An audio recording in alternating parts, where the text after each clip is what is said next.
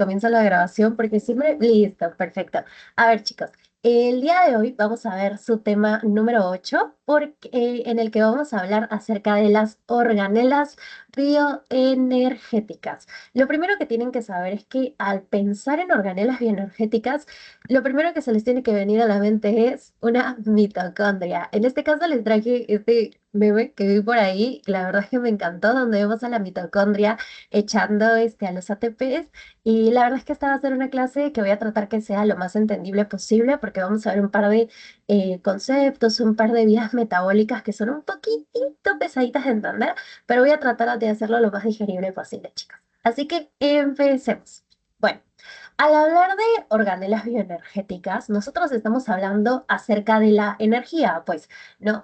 Entonces, algo importante y con lo que tenemos que partir es de dónde nosotros, o mejor dicho, las células, ya sean eucariotas o procariotas, ya sea hablando de eucariotas, una célula animal o una célula vegetal, entender de dónde, ¿no? Es que esta va a obtener esta energía. Y en este caso, nosotros vamos a tener dos fuentes principales.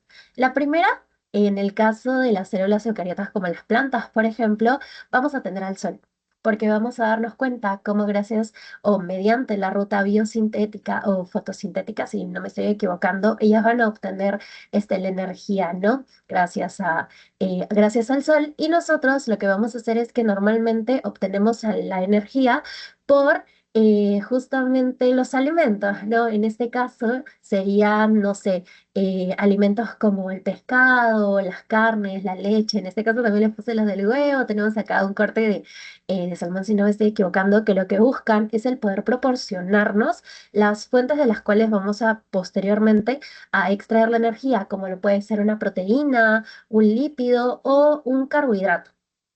Y quiero que entiendan bien esto porque lo que nosotros vamos a hacer el día de hoy es entender cómo vamos a pasar de comernos, no sé, una papa, la cual es, como ustedes ya saben, una de las principales fuentes de almidón, que es un carbohidrato, y cómo vamos a pasar de este alimento a poder realmente obtener energía que pueda ser la necesaria para poder cumplir diferentes roles, ¿no? O las diferentes funciones que va a tener una célula, como en este caso podría ser, no sé, una célula muscular que necesita de la energía del ATP porque gracias a esta energía va a poder ejercer su función, que va a ser el tema de la contracción. Ya, me estoy extendiendo un poco en esta parte, pero bueno, continuemos. Aparte de esto, como les decía, ya entendiendo cuáles van a ser las fuentes principales, tenemos que saber cuáles van a ser estas organelas las cuales se van a encargar de proporcionar la energía. Y en este caso les he traído, también este meme que encontré por ahí, la diferencia entre un cloroplasto, que va a ser el encargado de poder extraer la energía del sol para poder procesar la energía pues, en una célula vegetal, y a una mitocondria, que la vamos a tener acá, ¿no? Que mediante las distintas rutas que esta va a tener, lo que va a buscar es ir rompiendo los azúcares para poder al final de todas sus vías metabólicas obtener el ATP. Así que no se olviden, las principales organelas bioenergéticas van a ser la mitocondria para las células eucariotas, o bueno, eh, para las células animales, para ser más específicos, y el cloroplasto para las células vegetales. Chévere. A ver, quiero saber si con esto puedo agrandar un poquito más la pantalla. Sí, perfecto. Y ahora quiero que le echemos una vista un poquito más de cerca a la mitocondria, que la tenemos en la parte de acá. Bueno, ¿qué va a pasar? Ellas, o mejor dicho, las mitocondrias, van a actuar como una central energética de la célula. Es decir, ellos van a encargarse de la síntesis del ATP a expensas de los carburantes metabólicos. Shirley, ¿a qué se refiere esto? ¿Cómo que carburante metabólico? Ustedes tienen que entender a los carburantes metabólicos como aquellas moléculas que nos vayan a permitir extraer energía de ellas. Básicamente es eso. Y por eso cuando nos hablan acerca de estos carburantes, nos hablan de la glucosa, de los ácidos grasos y de los aminoácidos. Estos van a ser moléculas o... Ajá, van a ser moléculas que nos van a permitir extraer el ATP, que el ATP, en otras palabras, es nuestra principal molécula energética para que puedan llevarse a cabo las diferentes funciones que tiene que desempeñar una célula. Como por ejemplo, no sé si recuerdan que cuando hablábamos acerca del transporte activo, ¿no? Te decían, ah, ya, el transporte activo es un tipo de transporte en el que nosotros usamos unas proteínas unas proteínas integrales para el paso de una sustancia del ambiente extracelular al intracelular. Y este proceso va a ser dependiente de energía. Esta energía de la cual es dependiente es justamente de una molécula de ATP, las cuales las vamos a extraer de los carburantes metabólicos. Espero que me sigan la línea. Si tienen algún tipo de pregunta, por fin, no duden en levantar su manito porque los tengo aquí al lado. Y algo importante también que tenemos que recordar es que dentro de esta mitocondria, no sé si lo recuerdo muy bien, lo vimos hace unas clases cuando hablábamos acerca de la célula, ¿no? Y de las organelas membranosas, hablábamos de que justamente la mitocondria va a contener dos membranas. Vamos a tener una membrana externa y una membrana interna. Y lo que quiero que recuerden, antes de poder pasar a detallar un poquito más la organela, es que dentro de la membrana externa, como pueden ver acá, nosotros vamos a tener la presencia de porinas, que lo que van a hacer es que van a ser como hoyitos, justamente como poros, las cuales van a hacer que esta membrana tenga mayor permeabilidad a los iones y los metabolitos y a varios polipéptidos, ¿no? Porque, como ya sabemos, estas van a tener que ingresar a la mitocondria para que puedan metabolizarse, o sea, pasar por un proceso, para que después de este proceso podamos obtener ATP, que va a ser la energía. Y justo por eso van a tener una gran cantidad de porinas en la membrana externa que va a permitir que sea mucho más permeable al ingreso de los iones. Perfecto. Ahora, algo importante que también me gustaría que recuerden, porque ya les dije, el punto, o mejor dicho, el chiste que puede tener un examen de biología no es que sea complicado, sino que muchas veces les preguntan cositas que son como que un poco dateras, ¿no?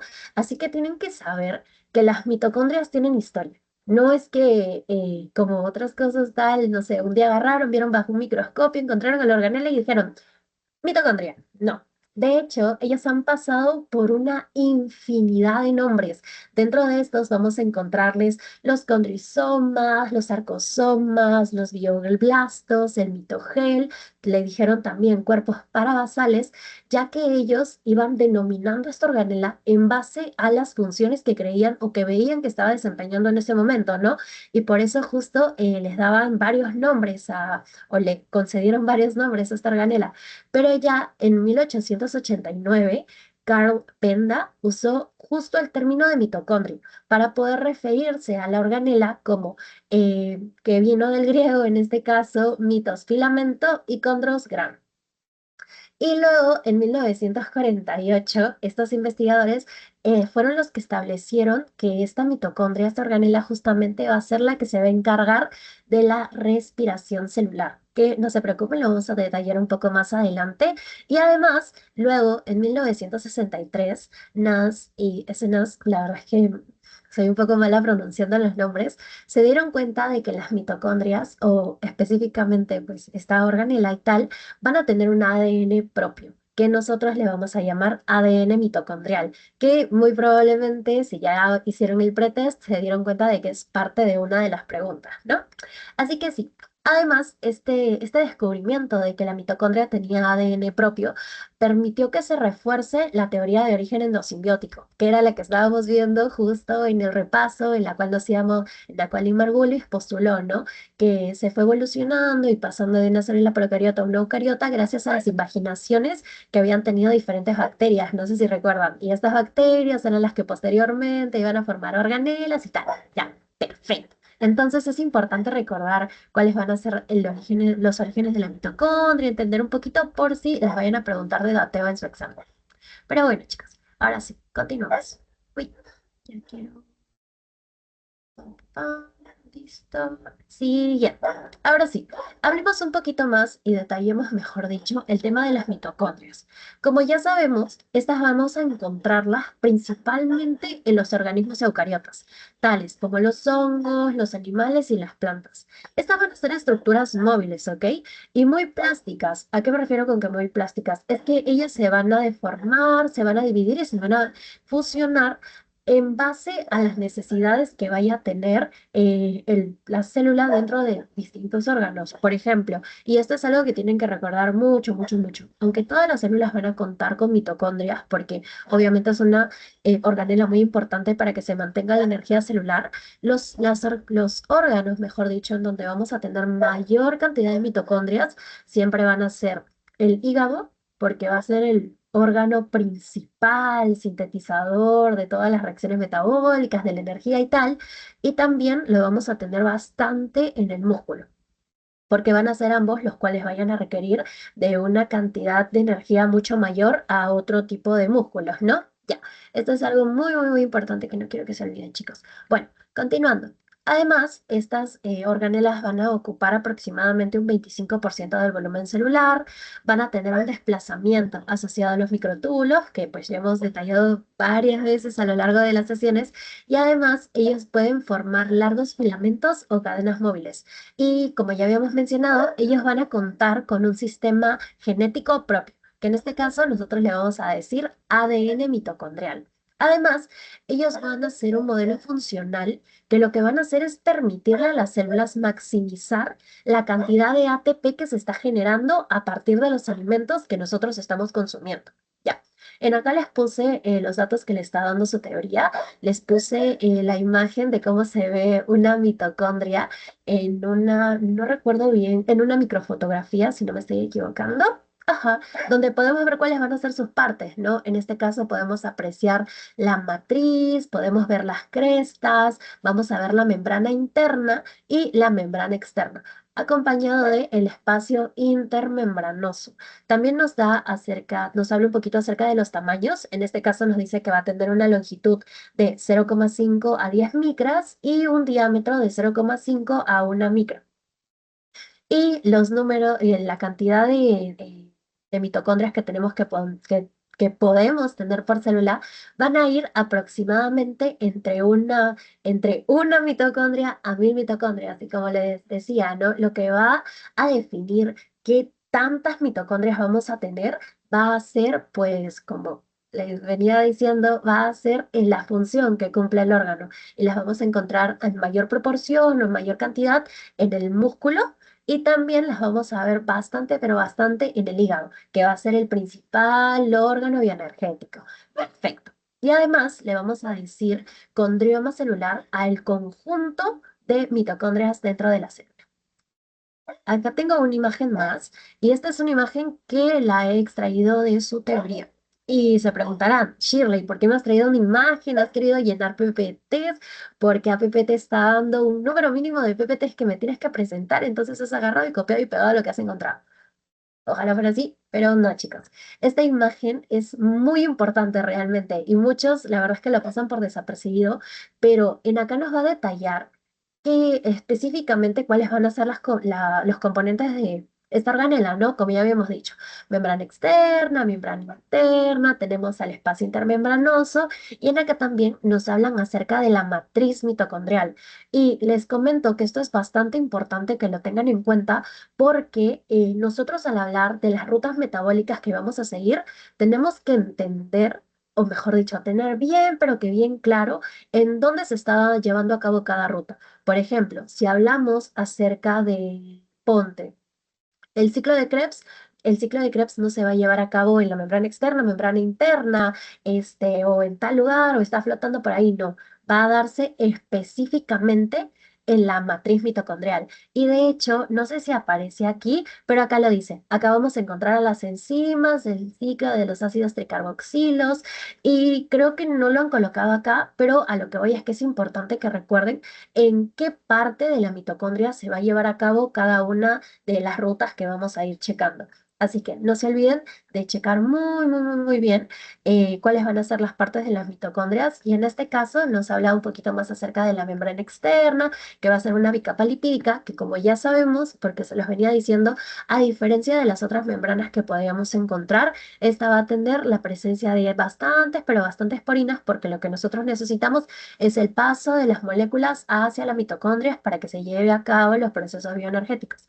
Luego vamos a tener, y nos dice, ¿no? Por eso nos dice que esta membrana externa va a ser permeable a iones y a moléculas de 5 kilodaltons, tales como metabolitos, polipéptidos, y en acá vamos a encontrar enzimas implicadas en la síntesis de los lípidos. Entonces, si viene su doctor y les pregunta, ¿dónde van a estar ubicadas las membranas, las enzimas encargadas de la síntesis de los lípidos? Ustedes tienen que responder en la membrana externa. Perfecto. Ahora continuamos con la membrana interna. De igual manera, en este caso, este nos va a decir que ya no va a ser permeable, sino que va a ser impermeable a moléculas de 5 kilodaltons y a los iones, incluido el hidrógeno.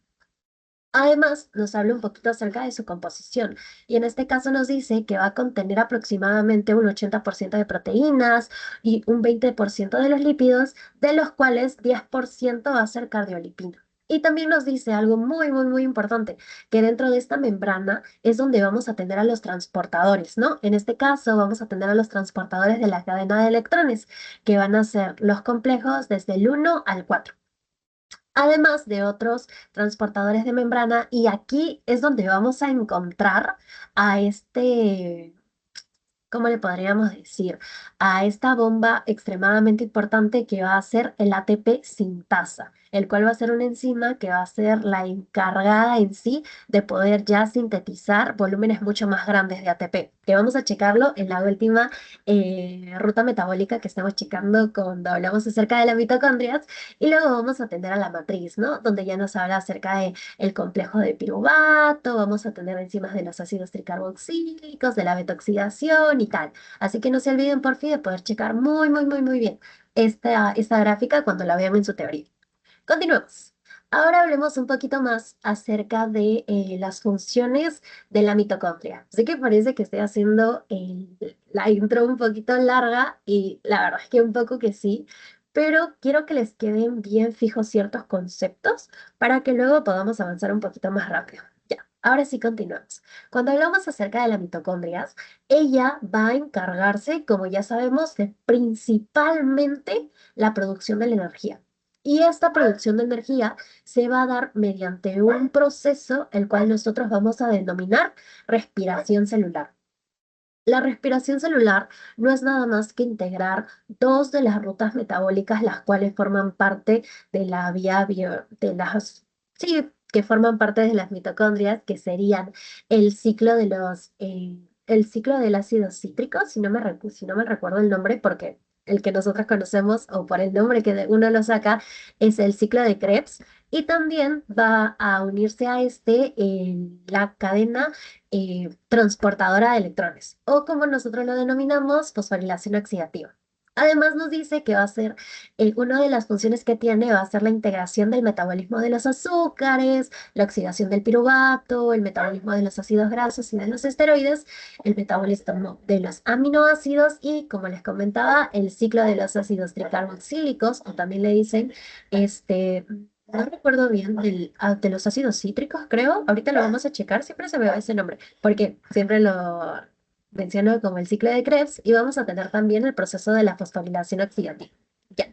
Y aparte de eso, también nos va a permitir mediar algo muy, pero que muy importante, que en este caso va a ser la termogénesis. Y muy probablemente ustedes ya hayan escuchado todo esto porque están llevando PBM en conjunto con biología, pero básicamente termogénesis es génesis de generación y termo de temperatura. Ujú.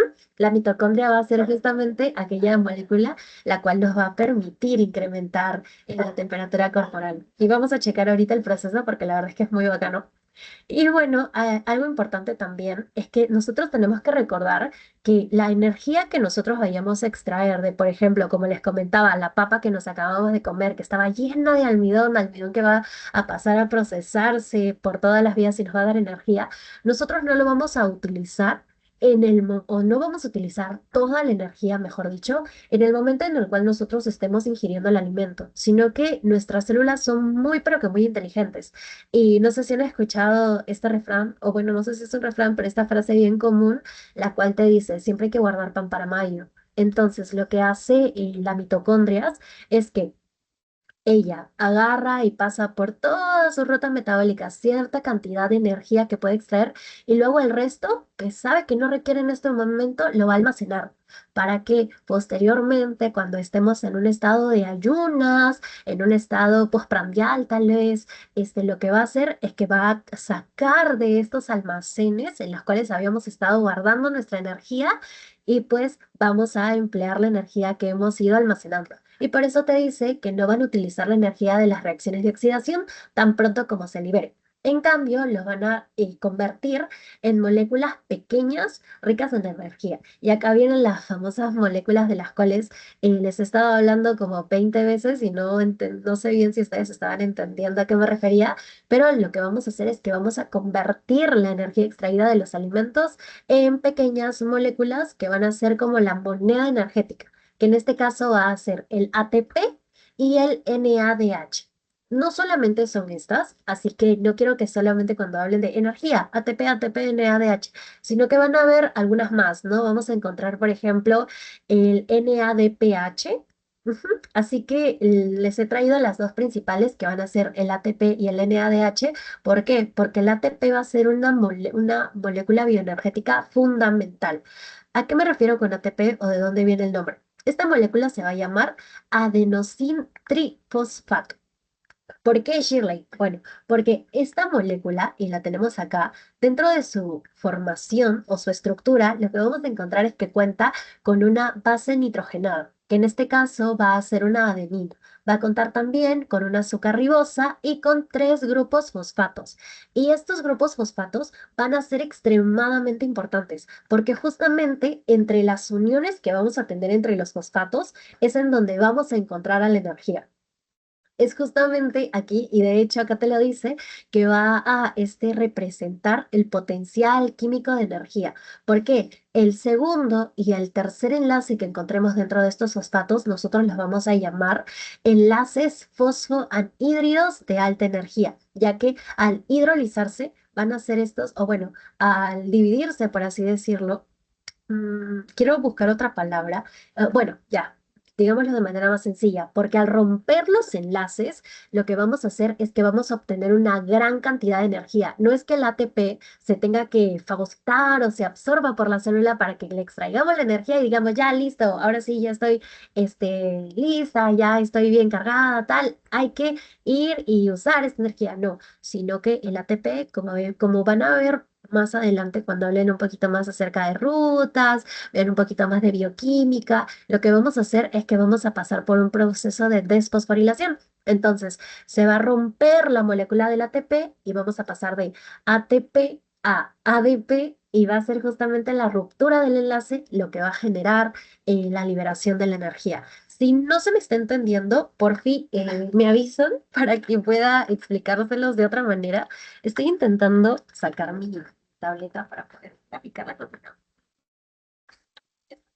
A ver, segundito por fin, porque es que yo tengo guardadas las 800 cosas que uso acá y no me ha dado chance de poder traer más aquí la tableta para poder graficárselo, porque como que se los estoy comentando. Y ya, perfecto, ahora sí estoy más tranquila, listo. A lo que me refería era en que pues nosotros vamos a tener nuestra molécula de ATP y el ATP, ya les dije, quiero que lo piensen como la molécula o la moneda energética principal para poder nosotros llevar a cabo las diferentes funciones, porque ya sabemos, como les había estado comentando, en el caso de los canales, por ejemplo, estas proteínas integrales, que le decíamos transporte activo, porque requeríamos de un ATP, se va a salir esta energía de la ruptura de uno de los enlaces fosfanhídridos, porque van a ser estos los que van a ir liberando la cantidad de energía que sea necesaria para qué, para que pueda llevarse a cabo el transporte activo, la contracción muscular, el movimiento celular de las organelas y también en la formación, bueno, no la formación, pero el movimiento de los cromosomas. Bueno, continuemos. Espero que me estén entendiendo, chicos, por fin. Si voy un poco rápido, me avisan. No se preocupen. Quiero explicárselos y como les comento, quiero que me entiendan, porque este es un tema que van a ver durante toda su vida y de hecho hace poco vi un TikTok en donde literalmente cada 5 minutos aparecía PPT, perdón, ATP, el libro de fisiología, así que me dio mucha risa, pero ya me entenderán más adelante. Bueno. Ahora sí, habiendo entendido el qué es una mitocondria, cuáles van a ser las funciones que van a cumplir, cuáles son sus partes, tenemos que empezar a hablar acerca de las rutas energéticas. ¿Por qué? Porque van a ser las rutas energéticas las cuales nos vayan a permitir que nosotros vayamos a extraer la energía, ¿no? O vayamos a más que extraerla, a formarla. Pero para esto, primero quiero saber si realmente me están escuchando, porque como veo a todo el mundo con las cámaras apagadas, a ver, me voy a dar un segundito, dejar de compartir pantalla. A ver, vamos a preguntarle a Marifé Chunga. ¿Cómo estás, guapa? ¿Crees que me puedas decir cuáles van a ser las partes de una mitocondria? Teníamos la parte... ¿Sí se me escucha? Buenas noches. Sí, sí, se te escucha, claro. Ok, me acuerdo de la parte externa y que esa estaba encargada de usualmente la síntesis de lípidos y también de la parte interna y me parece que había una intermediaria entre ellas dos. Y eso Eh, está ahí, o ya, sea, perfecto. lo que tengo mis apuntes. Ya, perfecto. Pero cuando te refieres a parte, ¿a qué te refieres? Porque estamos hablando acerca de composiciones. ¿Estás hablando de una membrana, de, no sé, Una membrana externa porque la mitocondria tiene dos membranas, una membrana externa y una membrana interna. perfecto? Me encantan los datos que nos has dado. La verdad es que estás muy ahí. Y sí, justamente el espacio que tenemos entre membrana externa y membrana interna va a ser el espacio intermembranoso. Así que como que por ahí se van a guiar. A ver, Juliana, buenas noches. ¿Cómo estás? Quiero que me digas cuál es la parte que falta mencionar acerca de la estructura de una matriz mitocondrial. Y les comentaba que justamente en esa partecita era donde se llevaba a cabo el proceso del ciclo de Krebs. Buenas noches, ¿qué tal?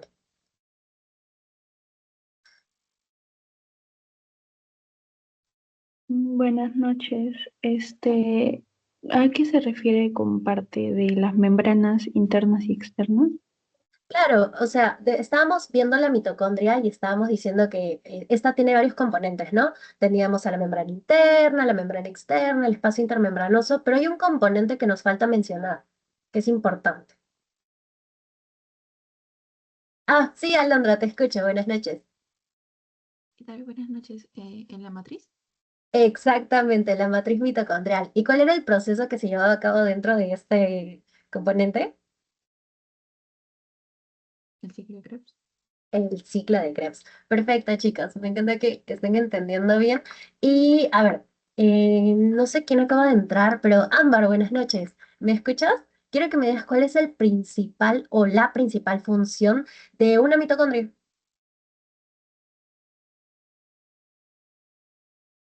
Oli, ¿qué tal?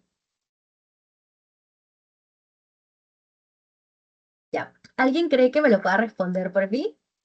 Sí, o sea, piensen en lo más básico. ¿Cuál va a ser la principal función de una mitocondria? De lo que va literalmente toda la clase.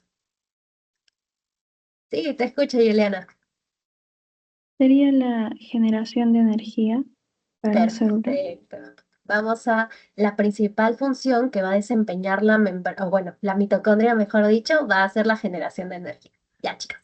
Perfecto. Ahora sí, continuamos. Entendiendo bien estas cositas o estos datitos bien claves en donde veíamos los componentes de la mitocondria, cuál es la función, ya tenemos que empezar a hablar acerca de cómo es que la mitocondria va a tener la capacidad de poder formar energía. Y esto se va a llevar a cabo gracias a las rutas energéticas.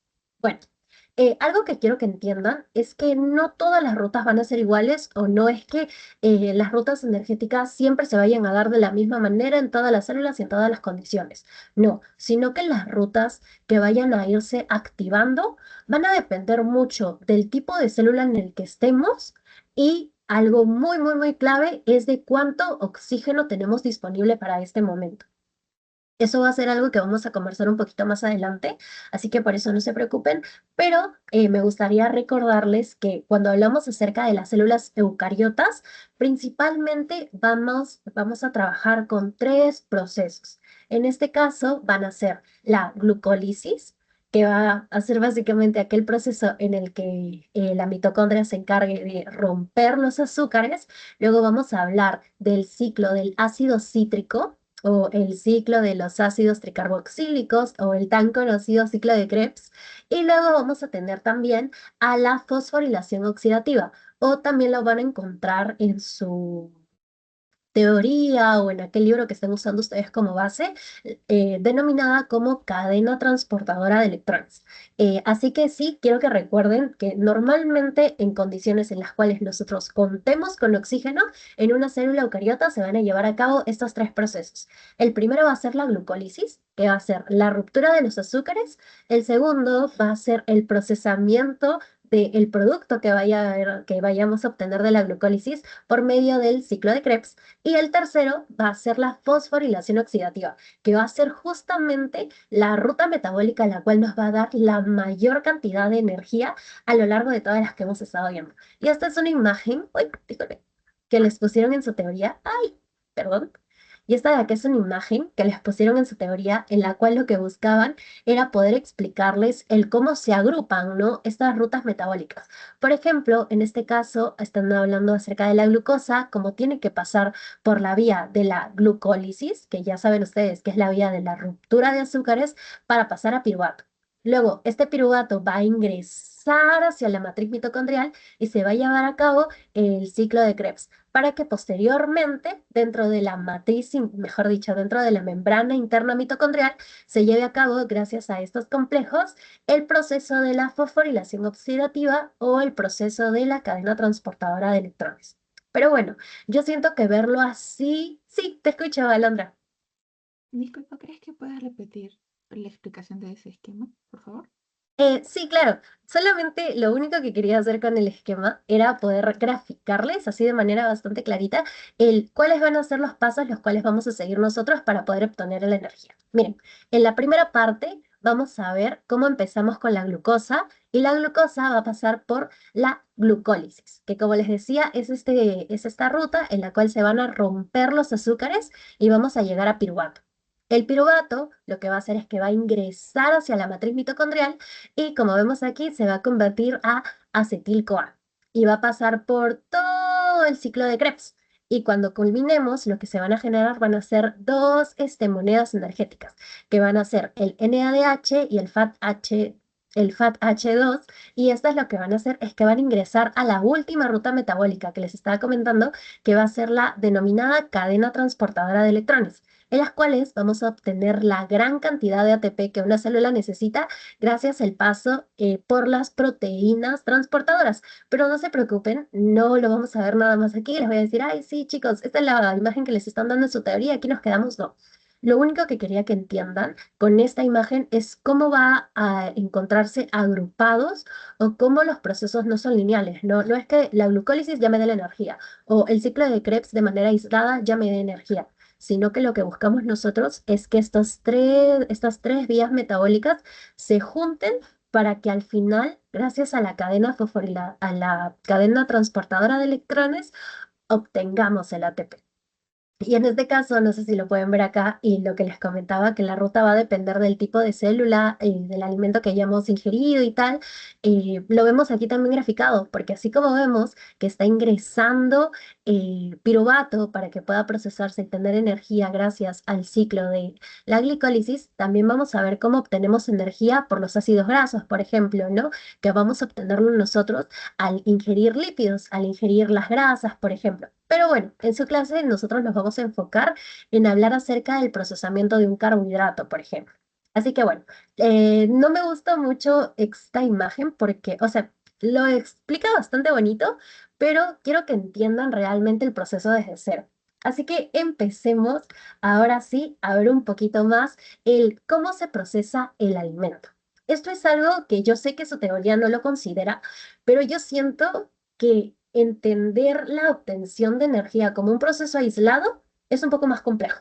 Así que lo primero que yo quiero hacer es que entiendan que cómo nosotros vamos a pasar de la comida que estamos ingiriendo en este momento a el primer sustrato que vamos a usar para ingresarlo a las vías metabólicas. Así que les voy a dar una mini clase de lo que van a ver en bioquímica o en fisiología y vamos a entender el cómo es que se procesa el alimento.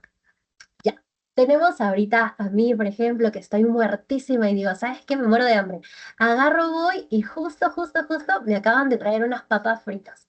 Agarro, me como la papa frita y quiero saber qué es lo que va a pasar en mi cuerpo, ¿no? Cómo se va a procesar el alimento para que yo pueda llegar a obtener energía. Bueno, lo primero que va a pasar es que el alimento va a llegar a la boca. Y en la boca nosotros vamos a tener una enzima muy, pero que muy importante, que se va a llamar amilasa salival o la tialina. Y lo que va a hacer la amilasa salival va básicamente es comenzar a romper el alimento y a romper ciertos enlaces para poder formar dextrinas y maltosa. Algo que quiero que sepan también es que esta amilasa salival va a tener, o sea, va a cumplir su función, pero lo va a hacer en un tiempo muy, pero que muy corto, porque dudo mucho que ustedes estén 2 minutos mordisqueando las papas fritas que acaban de ingerir, ¿no? Como que tiene un tiempo de vida muy corto, más o menos ella va a actuar durante 10 segundos, y 10 segundos no van a ser suficientes para que se procese el alimento. Entonces, ¿qué va a pasar? Pues este alimento que acabamos de estar mordiendo, tal, va a pasar o va a empezar a ingresar al tracto gastrointestinal. Va a pasar por el esófago y tal, hasta que va a llegar al estómago. Y algo muy importante que tienen que recordar, al menos al hablar de la digestión de carbohidratos, es que los carbohidratos no se van a digerir en el estómago. Simplemente el estómago lo que va a hacer por su pH, que va a ser muy ácido, es que va a destruir a las enzimas que teníamos activas en este momento, que era la amilasa salival, y lo que va a hacer es que va a mezclar el alimento que habíamos estado digiriendo, ¿no? Y lo que va a hacer es que va a mediar la formación del quimo. Los carbohidratos se van a mezclar y luego lo que va a pasar es que van a ingresar ¿a dónde? Pues hacia el intestino. Y y ya en el intestino, nosotros vamos a encontrar aquí a una enzima de igual manera muy importante que justamente va a ser la encargada de terminar de procesar el alimento, que va a ser la amilasa pancreática. No se olviden, estas son dos amilasas diferentes. ¿Por qué? Porque la amilasa salival empieza su acción en la boca y luego ya viene en el intestino la amilasa pancreática, que va a continuar con el primer proceso que se estaba haciendo y vamos a seguir rompiendo enlaces. Y ahorita les podría decir, sí, miren, este es el enlace específico y va a hacer esto y lo otro, pero eso no es importante. Lo único que quiero que sepan es que esta enzima va a seguir rompiendo el almidón y lo que va a generarnos son los siguientes productos, que van a ser la maltosa, vamos a tener también maltotriosa y también vamos a tener dextrinas límites. Dentro de estas vamos a encontrar a la lactosa, por ejemplo, que van a ser productos más chiquititos que nos están dejando los carbohidratos. Ya está, Shirley. Entonces, ya Shirley, ya entendí que primero mi amilasa salival me rompe un poco los enlaces, llega al estómago, se comienzan a juntar estos carbohidratos, en el intestino se degradan y me llevan a dextrinas, ya más chiquititas y tal. Así ya entra a la ruta metabólica. No, todavía nos quedan un par de pasitos más. Y en este caso les he traído los siguientes dos pasos. Ahora, ¿qué va a pasar? Este alimento, el cual nosotros hemos estado digiriendo y ya se han roto los enlaces, van a tener que llegar o interactuar con estas células que van a ser, no me acuerdo, se me fue el nombre, pero básicamente se me acaba de ir el nombre, no lo puedo creer. Ya, estas van a ser las células, las cuales nosotros vamos a encontrar en el intestino. Tin, tin, tin, es que ya, con tanta habladera se me fue. Y estas células lo que van a tener es que ellas van a constar con dos partes. Van a tener un borde en cepillo y luego van a tener pues todo el contenido tal de la célula y en la parte de la base van a tener justamente la parte basal. Entonces, ¿qué va a pasar? Las moléculas que nosotros hemos estado procesando van a llegar al borde del cepillo de los... Uy, es que no puedo creer que se me haya ido el nombre. Me dan 2 segunditos porque, a ver, de la del pepino. Ya. Y estas van a ser, ya, listo, los enterocitos. Es que se me fue, discúlpenme. Ya, entonces, recapitulemos. La comida estaba ingresando por la boca. En la boca interactúa con la primera enzima que habíamos dicho que es la amilasa salival. Ya. Luego va a seguir ingresando, bajando por el tracto gastrointestinal hasta llegar al estómago. En el estómago, ¿vamos a tener digestión? No, no se van a digerir los alimentos en el estómago, sino que nada más se van a juntar los carbohidratos que hemos estado procesando y se va a formar el quimo, ¿no? Que básicamente va a ser una bolita de alimento, hasta que ingrese al intestino y en el intestino teníamos a la amilasa pancreática, que va a continuar con la ruptura de los enlaces del almidón, por ejemplo, y va a darnos productos más pequeños, hasta que llegue a los enterocitos. ¿Qué va a pasar en los enterocitos, Shirley? van a llegar al borde en cepillo de estas células y dentro de estas van a encontrar diferentes enzimas, como lo van a ser la maltasa, la isomaltasa, la lactasa y la sacarasa. Y ellas van a tener la función de nada más continuar rompiendo los enlaces que tenemos en estas moléculas más chiquititas, como por ejemplo la lactasa, ¿no? Que al dividir la lactosa, lo que vamos a obtener es una molécula de glucosa y una molécula de galactosa. Y estas moléculas, que ya van a ser las más, pero que las más chiquititas, pues van a ser las que nos van a permitir ya el poder obtener la energía. Y no sé si se dan cuenta, pero luego de la acción de las enzimas, ya vamos a tener a la principal, o al componente principal para que empecemos nuestras rutas metabólicas, que van a ser la glucosa. Ya, perfecto. Entonces, ahora, ¿qué va a pasar, Shir? ¿Cómo estas moléculas van a pasar y van a ingresar y luego van a entrar a la vía metabólica? No lo entiendo bien. Se procesan en el intestino y no. Lo que va a pasar ahora es un proceso que nosotros denominamos circulación enterohepática. Ya, habíamos dicho que ahorita tenemos a estas enzimas en los bordes en cepillo de la célula.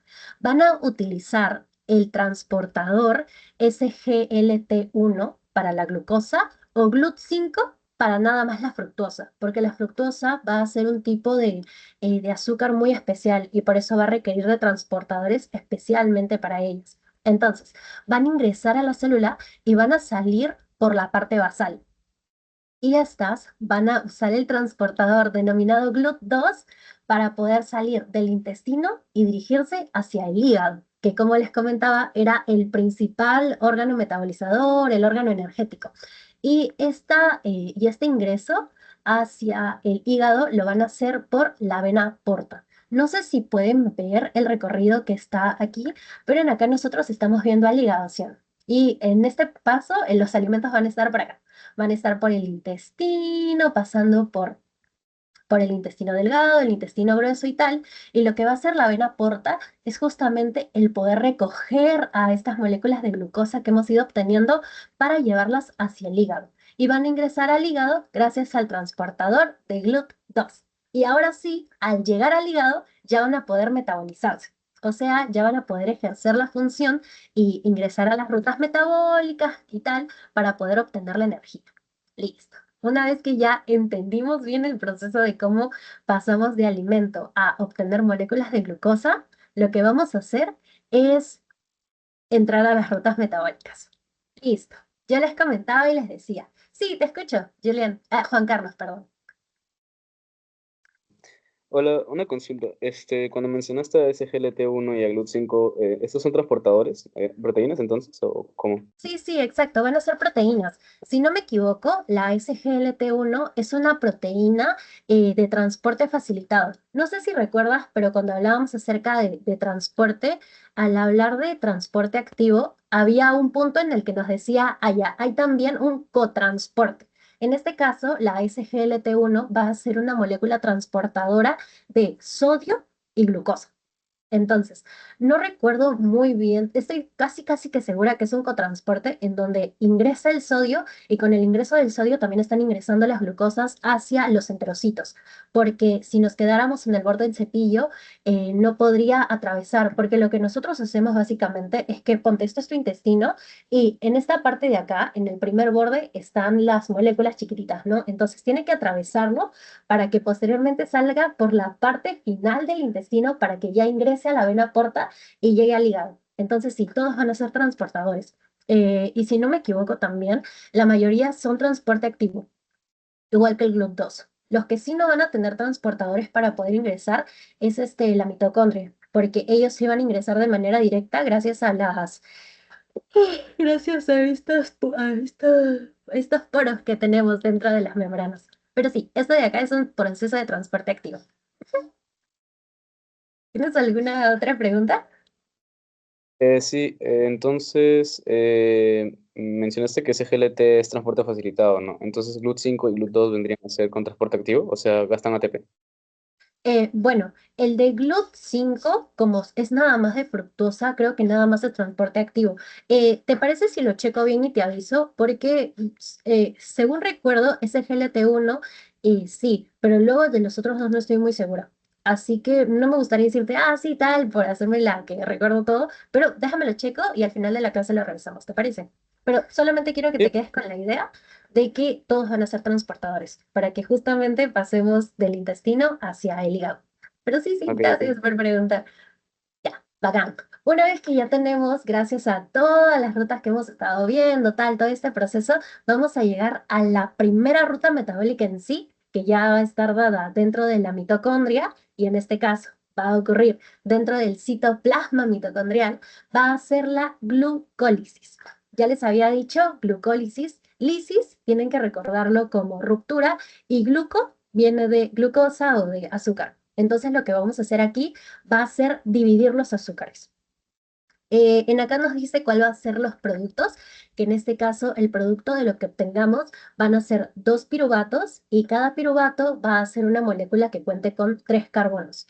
También nos va a decir que esta ruta van a ser aproximadamente, no, que esta ruta cuenta con 10 reacciones químicas y lo que va a hacer es que al llevar a cabo la glucólisis nosotros vamos a requerir de dos moléculas de ATP para que nada más se empiece este proceso y luego de terminarlo vamos a generar cuatro moléculas de ATP. Es decir, si nosotros usamos dos y generamos cuatro, la ganancia neta de ATP de esta ruta van a ser nada más dos ATPs. Y además, algo importante también es que se van a producir dos moléculas de NADH. Ya, para esto yo les traje mis apuntes de bioquímica, si no me equivoco, donde nosotros podemos ver más o menos la ruta y traigo la que yo hice y no otras imágenes que de hecho pueden encontrar un montón, porque no es necesario ustedes, al menos para el curso de biología, que se aprendan las rutas, ¿no? Y van a darse cuenta que en bioquímica tampoco necesitan aprenderse las rutas, nada más necesitan entender el cómo se está procesando las moléculas de glucosa. En este caso, y lo más importante, es cómo nosotros vamos a pasar de la molécula de glucosa que habíamos obtenido luego de la ruptura y tal en los enterocitos, cómo lo vamos a llevar a ingresar a la vía. Y en acá es donde vamos a tener el primer uso del ATP para pasar de glucosa a glucosa 6-fosfato. Entonces, nosotros, gracias a la enzima hexoquinasa, vamos a ir al uso de un ATP, vamos a pasar de glucosa a glucosa 6-fosfato. Algo que tienen que recordar también es que la glucosa 6-fosfato básicamente va a ser una molécula de... ¿Me dan un segundito? Que no quiero utilizar. Tan, tan, tan. No sé si puedo graficar aquí. Va a ser una molécula de 6 carbonos. Es lo más importante. De ahí viene el 6. Glucosa 6-fosfato es que a la glucosa se le va a agregar un grupo fosfato nada más y la glucosa en sí va a ser una molécula de 6 carbonos. Luego esta va a continuar pasando por en la reacción de otras enzimas que realmente ahorita no es importante que se aprendan, y va a venir el segundo uso del ATP, porque como habíamos dicho, nosotros usamos dos moléculas de ATP en este proceso. Y lo que vamos a hacer ahora es que vamos a pasar de la fructosa 6-fosfato a la fructosa 1,6-fosfato. Y en aquí esto es muy, muy, muy importante porque lo que vamos a hacer es que vamos a dividir a la fructosa en dos moléculas. Y como vemos, vamos a dividirla en moléculas de tres carbonos y un grupo fosfato. Tres carbonos y un grupo fosfato. Que luego de que pasen más moléculas, tal, realmente me encantaría hablarles un poquito más de este proceso, pero los voy a marear en vez de ayudarlos, porque no se los van a preguntar, solamente es necesario que entiendan el proceso. Es que luego de que se lleve a cabo esta vía, ustedes van a tener dos piruvatos que en resumidas cuentas son dos moléculas de tres carbonos. Eso es lo que vamos a pasar. Entonces, nosotros empezamos con la glucosa. Gracias a la hexoquinasa y al uso de un ATP, pasamos a tener glucosa 6-fosfato, es decir, una glucosa que está compuesta de 6 carbonos y en el carbono número 6 vamos a tener un grupo fosfato añadido a este. Vamos a tener más reacciones enzimáticas que van a hacer que estos 6 carbonos se dividan en dos y tengamos 3 carbonos con un fosfato por un lado y 3 carbonos con un fosfato por otro lado. Luego este va nuevamente a ser procesado por otra cantidad de enzimas, que como les comentaba, son 10 en total los pasos que va a tener esta vía, para que nosotros obtengamos el piruvato. que van a ser moléculas de 3 carbonos. Y como vemos, así como al inicio utilizábamos 1, 2 ATPs, bueno, acá en los siguientes procesos vamos a tener la ganancia de un NADH y vamos a tener también la ganancia de 1, 2 ATPs, y algo que tienen que saber es que todo este proceso se va a dar 2 veces. Entonces, esos 2 ATPs pasan a ser 4. Y por eso decimos, tenemos una ganancia de un NADH y de 4 moléculas de ATP. Pero como hemos usado 2, nada más vamos a tener una ganancia neta de 2 ATPs. No sé si me están entendiendo, pero lo resumo. Empezamos con una molécula de glucosa, que es la que nos está llegando al intestino. Esta molécula de glucosa cuenta con 6 carbonos. Ya, estos 6 carbonos van a necesitar del uso de 2 moléculas de ATP, que habíamos dicho que es nuestra molécula energética, y van a pasar por varias reacciones, ¿no? Que en este caso van a ser 10, y lo que vamos a obtener es 2 piruvatos. Y un piruvato va a ser una molécula que cuente con 3 carbonos. O sea, en resumen, hemos dividido nuestro azúcar por la mitad, y ya no tenemos una glucosa, sino 2 piruvatos. Y listo. Nada más tienen que recordar ese proceso, y que lo que vamos a hacer es que vamos a estar usando 2 moléculas de ATP, estamos ganando 4 moléculas de ATP, y entonces nuestra ganancia neta va a ser de 2 ATPs. Listo, chicas. Básicamente ese es el proceso de la glicólisis. Ay, y algo muy importante o de la glucólisis es que por fin no confundan los términos, porque es fácil y se los preguntan haciendo el examen, serían un poquito malos, pero cuando hablamos acerca de glucólisis, estamos hablando de división del azúcar, porque así como tenemos glucólisis, tal vez ya lo han escuchado, pero tenemos un término que dice gluconeogénesis, tenemos glucogenálisis, tenemos glucogénesis. Entonces, tienen que recordar que el primer paso de las rutas es la glucólisis. No se olviden, gluco de azúcar, gluco de glucosa y lisis de ruptura, porque no los vayan a agarrar por confundir los términos. Ya está. Ahora sí, continuemos. Disculpen, estoy un poquito enferma.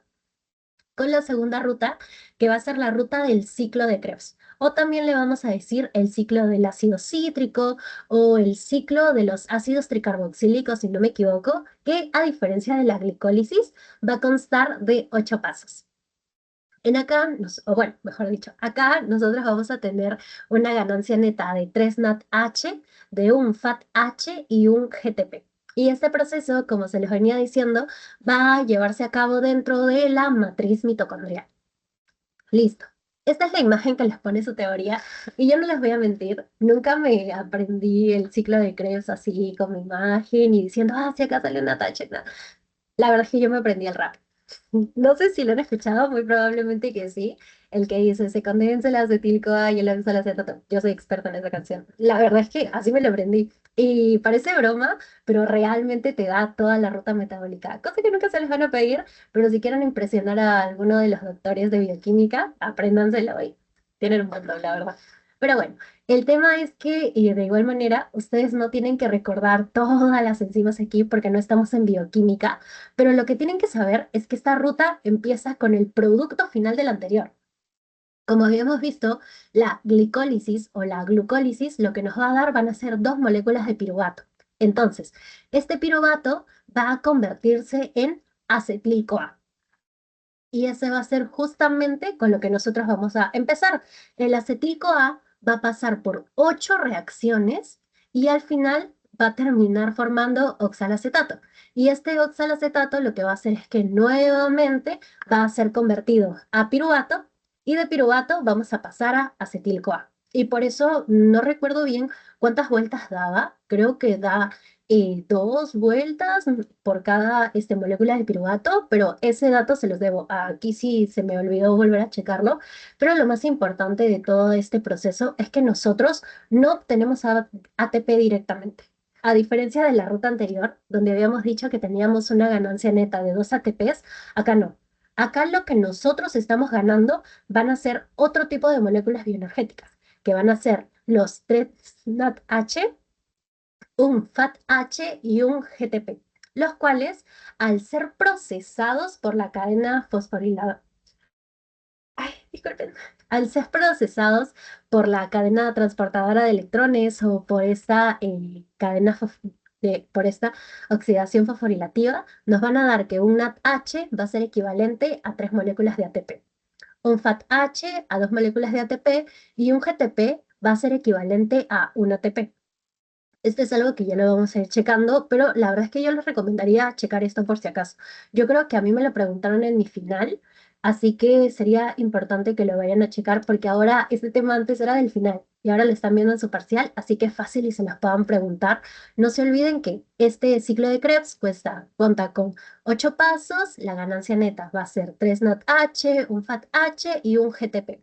Además, esta va a ser una vía metabólica central en la que van a converger otras vías, tanto anabólicas como catabólicas. Y no sé si recuerdan el gráfico inicial, pero como vimos, no llegan acá nada más no llegan acá nada más el piruvato obtenido por la vía glucolítica o por la vía de la glicólisis. No, sino que también van a llegar al ciclo de Krebs aquellos productos que se den por el metabolismo de los ácidos grasos, por ejemplo.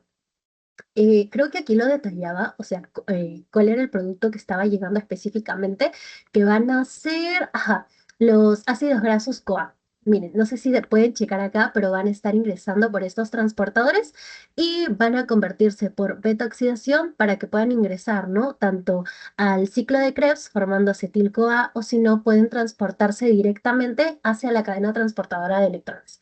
No les van a preguntar eso, la verdad es que no lo he visto en su clase, pero es importante que lo recuerden, ¿no? Para que sepan que no nada más van a ser productos que vengan de la vía de los carbohidratos, sino que también podemos tener productos lipídicos o también puede obtenerse energía de las proteínas, por ejemplo, ¿no? Pasando por metabolismo de los aminoácidos. Esos ciclos también son bastante interesantes. Son un poquito más complejos todavía que el ciclo de los carbohidratos, porque normalmente cuando hablamos acerca del procesamiento de las proteínas, cada una va a tener un proceso un poco distinto, así que yo se los dejo para que lo estudien en bioquímica, chicos. Pero bueno, ahora sí, continuemos con el tercer y último paso de estas rutas metabólicas y va a ser mi ruta favorita, la verdad. Y esta es importante que sí se la sepan porque he estado checando la teoría y les preguntan y les hablan mucho acerca de esta cadena, ¿no? Que va a ser la cadena transportadora de electrones o el ciclo de la fosforilación oxidativa, que lo que busca es el poder recolectar, o mejor dicho, que empieza recolectando todas estas moléculas energéticas que nosotros hemos estado liberando a lo largo de todas nuestras rutas. No sé si recuerdan, pero cuando hablábamos acerca de la glucólisis, habíamos dicho que teníamos un NADH.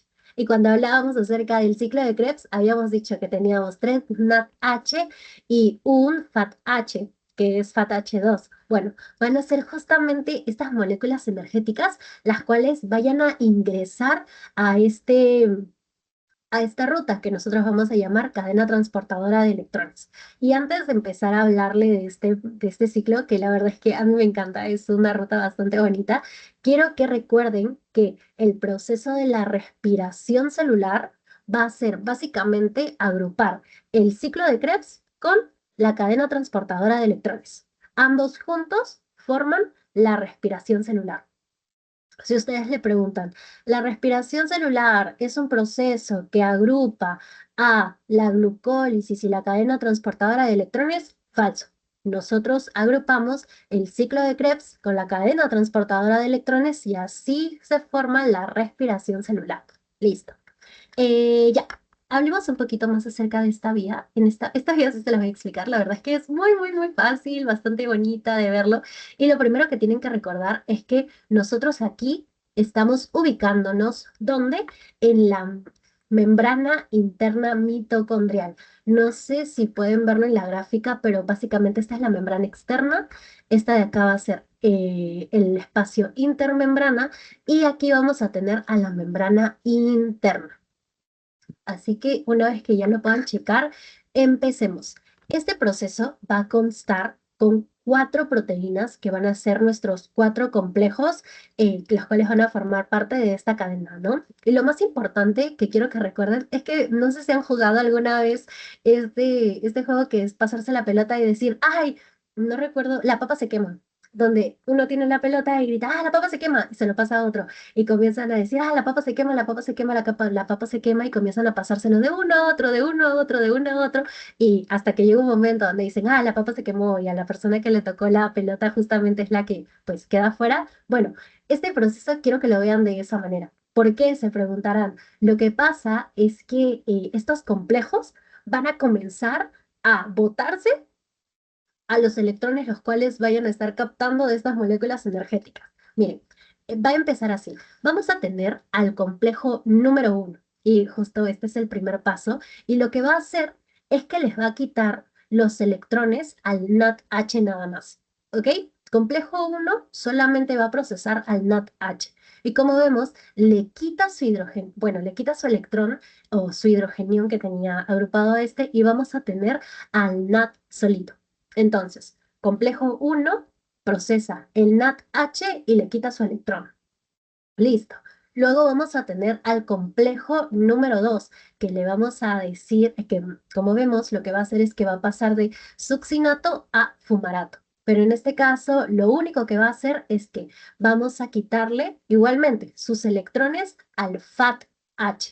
Entonces, tenemos al 2-FATH2 y lo que va a hacer es que va a quitarle los dos hidrogeniones que tenían y va a estar dentro del complejo. Pero ¿qué pasa? Y era justo lo que les comentaba, ¿no?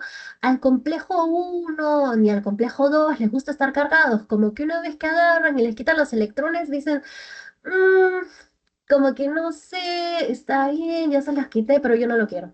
Entonces agarran y comienzan con este proceso de la papa se quema y van a pasar estos electrones hacia el siguiente complejo. Y en este caso, ambos, tanto el 1 como el 2, van a pasarle los electrones hacia la coenzima Q, que si a ustedes le dicen la coenzima Q es el complejo número 3, es falso. La coenzima Q lo que va a hacer es que va a ser una proteína móvil y lo que va a permitir básicamente es de igual manera la captación de los electrones.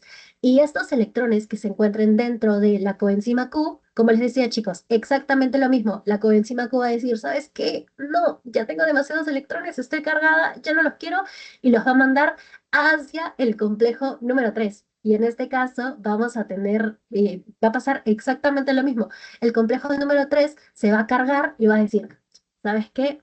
Ya no los quiero. Yo ya me cargué, ya no los quiero. Siguiente. Y va a pasarle los electrones hacia el citocromo C, si no me estoy equivocando. Pero ¿qué va a pasar? En este citocromo C, lo que va a hacer es que va a enviar a los electrones hacia el complejo número 4, ¿no? Porque todos siguen esta dinámica. Ya, yo no quiero los electrones, agarro, te quito los electrones, pero yo ya no los quiero, los paso al siguiente. Ay, yo tengo los electrones, pero ¿sabes qué? Ya no los quiero, lo paso al siguiente. Yo tengo los electrones, pero ¿sabes qué? Ya no lo quiero, los paso al siguiente. Hasta que llega al complejo número 4, donde, como vemos, lo que va a hacer el complejo número 4, al ya no tener otro complejo al quien mandárselo, es que va a decir, bueno, ya hay que agarrar estos electrones y hay que agruparlos con el oxígeno. Entonces, al agruparlos con el oxígeno, si nosotros juntamos los hidrogeniones con el oxígeno, ¿qué es lo que vamos a formar? Pues claro, formamos agua. Y por eso se dice que el oxígeno va a ser el aceptor final de los hidrogeniones en esta cadena transportadora de electrones. ¿Ok? Así que eso es muy, muy, muy, muy, muy importante que lo recuerden, chicos, porque va a ser justamente el oxígeno el que va a encargarse y pues ya no va a seguir desplazando los electrones obtenidos, ¿no? Ya. Algo importante que quiero que recuerden también es que el proceso no muere acá, sino ¿qué va a pasar?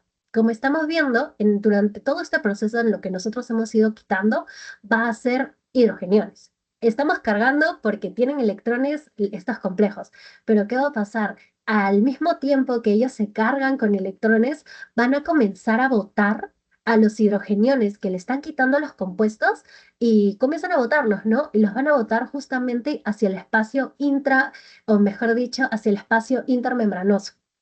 Van a comenzar a desplazar los protones. En este caso, habíamos dicho que el complejo número 1 lo que hace es que pasa de NADH a NAD, porque le quita sus hidrógenos. Entonces, el complejo 1, de igual manera que había estado botando sus electrones, va a desplazar el protón hacia el espacio intermembrana y De igual manera va a ser lo mismo el complejo número 2, el complejo número 3. No, el complejo número 2 creo que es el único que no lo pasa. Pero bueno, va a ser lo mismo el complejo 1, el complejo 3 y el complejo 4. Y va a generarse, como ven aquí, una mm, una acumulación de estos protones. Y estos protones lo que van a hacer es que van a empezar a acumularse, ¿no? En este espacio intermembrana, hasta que llegue el punto en el que ellos vayan a interactuar con este complejo que nosotros le vamos a llamar ATP sintetasa. Es un error, chicos, decirles al complejo ATP sintetasa como proteína transportadora 5. Nunca cometan ese error porque realmente es algo muy equivocado, ya que lo que va a hacer esta ATP sintetasa es agarrar todos estos protones que los complejos habían estado librando y liberando hacia el espacio intermembrana y gracias a sus dos subunidades, lo que va a hacer es ya realmente empezar con la formación del ATP. ¿Cómo lo va a hacer? La verdad es que es un proceso bastante, pero bastante simple. Digamos que en acá como vemos está, mejor dicho, acá como vemos están todos los hidrogeniones agrupados hasta que llegan e interactúan con el ATP sintetasa. Entonces, ¿qué va a pasar?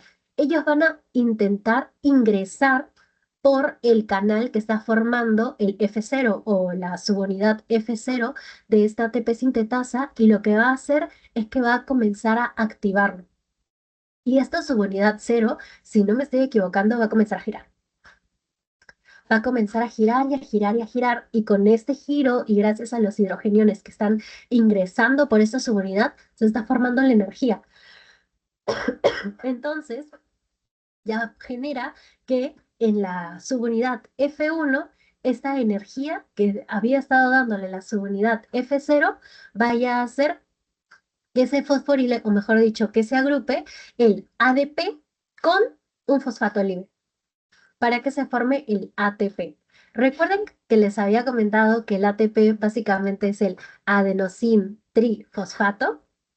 Pues bueno, en este caso, si nosotros juntamos un ADP, que sería adenosín difosfato, con un fosfato libre, pues ¿qué estamos formando? Adenosín trifosfato, porque ya tenemos una adenosina con 3 fosfatos agrupados. Y como habíamos visto, justo entre las uniones de los fosfatos era donde nosotros teníamos la energía. Así que por eso es muy importante el tema de la ATP sintetasa. Esto de aquí no recuerdo cómo se explicaba, pero vamos a detallar un poquito más el cómo se compone la ATP sintetasa, así que por eso no se preocupen, pero les reitero el proceso. Empezamos nosotros con ¿qué? Con las moléculas, con las biomoléculas energéticas que habíamos obtenido gracias al ciclo de Krebs, ¿cierto? En este caso, el ciclo de Krebs nos daba 3 NADH y un FADH2. Ya, perfecto. Y también teníamos un NADH que venía de la vía de la glucólisis. ¿Recuerdan? Chévere. Entonces, estos van a ingresar hacia la matriz mitocondrial, o bueno, que era donde ya teníamos, en este caso, estas moléculas energéticas, y van a empezar a ingresar hacia el complejo número 1 y el complejo número 2. En el complejo número 1, nosotros captamos o procesamos al NADH. Y lo que va a hacer el complejo 1 es quitarle los electrones, ¿no? Le va a hacer quitarle las cargas y también le va a quitar los hidrogeniones a la molécula. Y por eso pasamos de NADH a NAD. Y lo que va a hacer el complejo 1, como ya les había comentado, es que una vez que se carga, dice, ¿sabes qué? Yo ya no quiero estos electrones y se los va a pasar a la siguiente. Y por eso le decimos cadena transportadora de electrones, porque estamos transportando los electrones que tenía el complejo 1. Entonces el complejo 1 tiene sus electrones y se lo pasa hacia la coenzima Q. Luego vamos a tener al complejo número 2, que a quien va a procesar va a ser al 2-FAT-H. Bueno, al FAT-H2. Entonces va a quitarle los dos hidrogeniones nuevamente y vamos a pasar de tener 2-FAT-H a tener 2-FAT, ¿no? Entonces le quitamos los electrones y estos electrones van a quedarse en el complejo número 2. Esta de aquí la va a pasar hacia la coenzima Q y la coenzima Q, una vez que se cargue, va a decir, ¿sabes qué? Yo ya no quiero los electrones y le pasa todos los electrones hacia el complejo número 3. El complejo número 3 nuevamente va a botar los hidrogeniones porque no sé si se dieron cuenta, pero el complejo número 2 nunca botó los hidrogeniones la parte del espacio intermembrano. Así que llega el complejo número 3 y libera a estos hidrogeniones hacia el espacio y luego los protones se aburre de tenerlos, como todos los otros compuestos, y lo va a pasar hacia el citocromo C.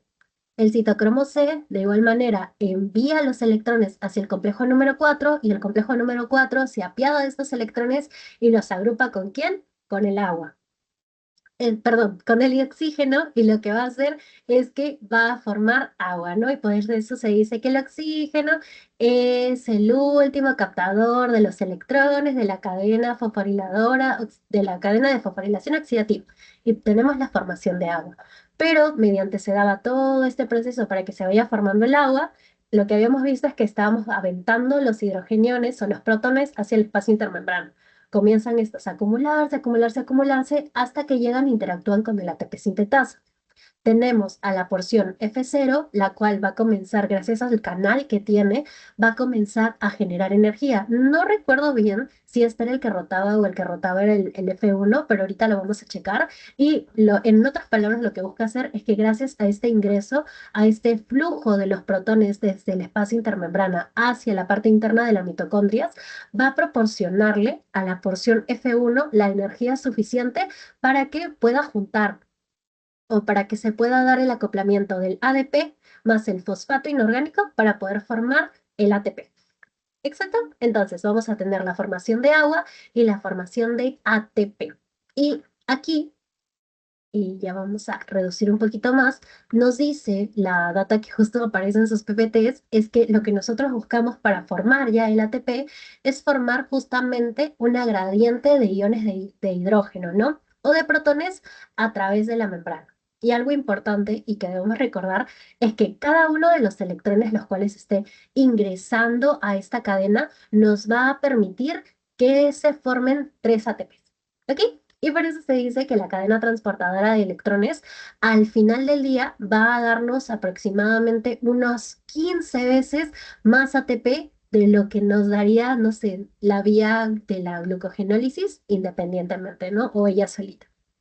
Ya, algo importante que también quiero que recuerden es que como vemos, para que funcione toda la cadena transportadora de electrones, nosotros necesitamos a este de aquí, que va a ser el oxígeno. Entonces, si yo les hablo de una situación anaerobia, es decir, nos encontramos en un momento que por X o Y circunstancias nosotros no contamos con oxígeno, no se va a poder llevar a cabo.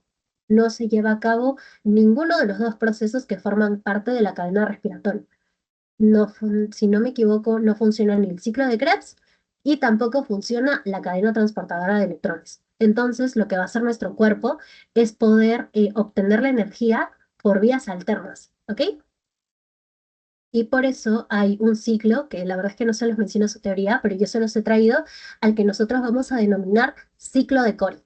Y vamos a checarlo un poco más adelante, en la que básicamente nosotros vamos a tener la obtención de energía en un ambiente anaerobio. Es decir, en un ambiente en el cual nosotros no contemos con el oxígeno, porque si no tenemos oxígeno, nosotros no podemos agarrar estos electrones que, pues, como habían visto, ningún complejo quiere para formar agua.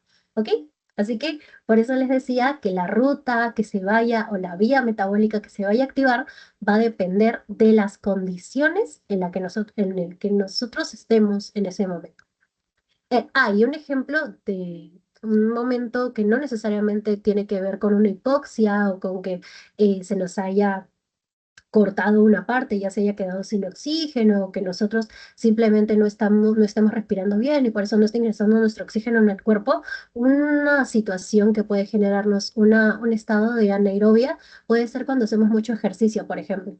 No sé si han sentido que cuando ustedes están corriendo, corriendo, corriendo, llega una parte en la que tienen que respirar, comienzan a respirar un poco más rápido, más fuerte, es porque su cuerpo siente que necesita ingresar más oxígeno hacia sus pulmones porque gracias a la actividad física que ustedes están realizando, su cuerpo necesita o tiene un requerimiento más grande de la energía. Entonces, lo que comienza a hacer él es que una vez se agoten las reservas de energía que ya tenía, necesitas como que captar y captar oxígeno, pero como no puede captarlo, porque justamente cuando nosotros respiramos por la boca tenemos una respiración muy superficial y no se puede captar el oxígeno necesario para poder activar todas estas vías, nuestro cuerpo va a ingresar a poder formar energía por estas vías alternas. Como les había comentado, una de ellas es o bueno, creo que la principal es la del ciclo de Cori, que la vamos a ver más adelante, donde pasamos a un estado de anaerobios, o un estado anaerobio, y de igual manera tenemos que seguir formando energía, porque si no, pues no podríamos llevar a cabo los procesos que requerimos, ¿no?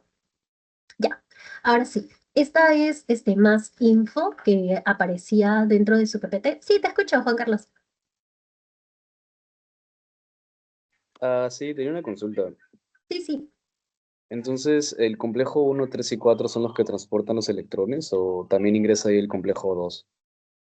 El complejo 2 también. Lo que pasa es que la diferencia que tiene el complejo 2 es que en primera, como ves, no es una proteína integral. Ella no va a transportar, o mejor dicho, ella no va a mandar hacia el espacio intermembrana los protones, que van a ser los protones los cuales vayan a ingresar para que se forme el ATP. Esa es su primera diferencia. Y la segunda diferencia es que lo vamos a encontrar en sí entre el complejo 1 y el complejo 2. ¿Por qué? Porque el complejo 1 procesa el NADH y el complejo 2 el FAT-H. No es que el NAT y el FAT vayan a ingresar al complejo 1 y luego esto le pasa al complejo 2. No, como te das cuenta que en la imagen van a ser dos procesos diferentes. O sea, ella forma parte y capta los electrones para luego mandarlos, pero hay dos diferencias que va a tener, ¿no? Que va a ser, cuál va a ser la molécula de la cual va a extraer los electrones y que no va a estar mandando estos protones hacia el espacio intermembrano. Ujú. Porque, como ves, no es una proteína integral, sino sería más bien una periférica que se encuentra nada más en una parte de la bicapa. Ok, ok, gracias. Ya vi. Listo.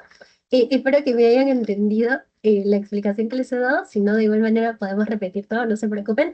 Pero bueno, les he traído un poquito más de info, la cual está en su teoría y van a ver ahorita en la clase que vayan a atender. Yo realmente pensé que esta clase iba a entrar a su final, porque al menos nosotros lo vimos así, ya para el final del curso, pero, y yo la verdad es que les recomendaría que se la revisen antes de su teoría, porque es una teoría bastante larga, bastante densa. Y bueno, esto nos va a decir básicamente que la cadena transportadora de electrones va a estar formada por proteínas transportadoras de los electrones que les comentaba, ¿no? Que lo que van a hacer es que van a encontrarse dentro de la membrana interna de la mitocondria, que van a tener como finalidad generar este gradiente electroquímico, que era esta cantidad de protones en el espacio intermembrana, el cual permite que se consiga un flujo de electrones para que se pueda producir ATP. Ya. Y nosotros aquí vamos a contar con 4 complejos, que eran los que estábamos viendo. El primer complejo, como habíamos visto, es el complejo 1, que va a ser el NAT deshidrogenasa, porque habíamos visto que nada más se podía procesar, pasábamos de NADH a NAT, ¿cierto? Y de ahí viene el nombre, va a ser el NAT deshidrogenasa.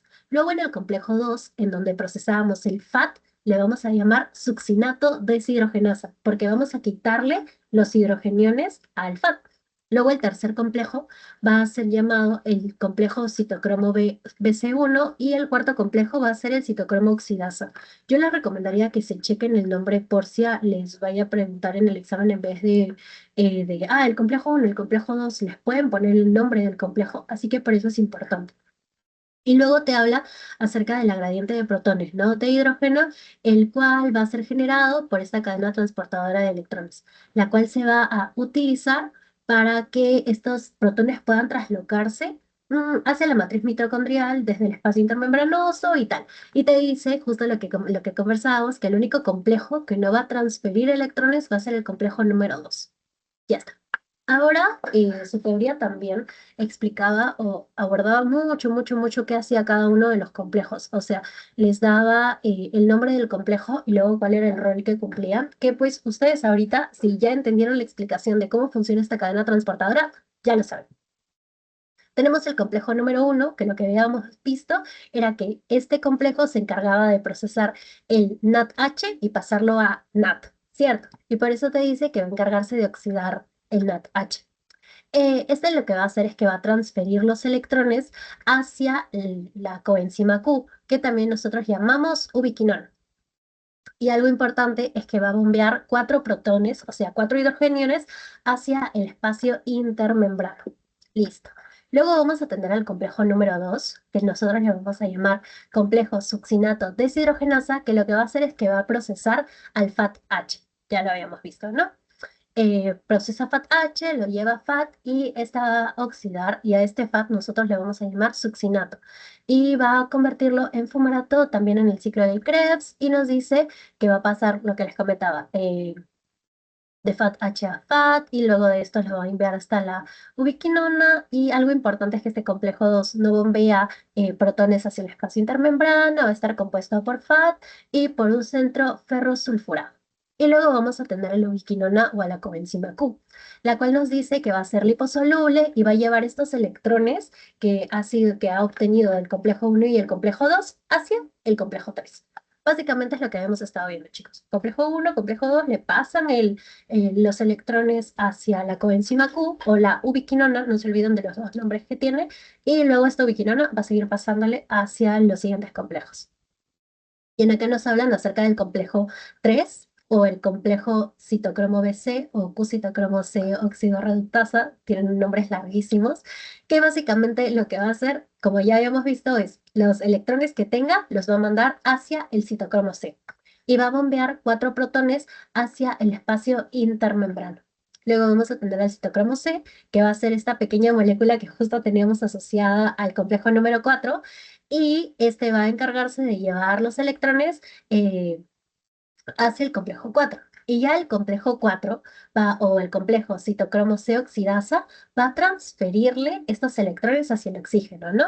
Los cuales van a hacer que se forme el agua, dice, los cuales los electrones van a ser reducidos a agua. Y de igual manera va a bombear 2 protones hacia el espacio intermembrana. Yo sé que en acá dice 4, pero si su teoría dice 2, chicos, 2.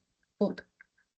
Ustedes pueden tener varias fuentes, pero si ustedes les están dando algo en la teo, realmente yo les recomendaría que siempre, pero siempre se llenen lo que dice su teoría. Y su libro base, claro. Ya está.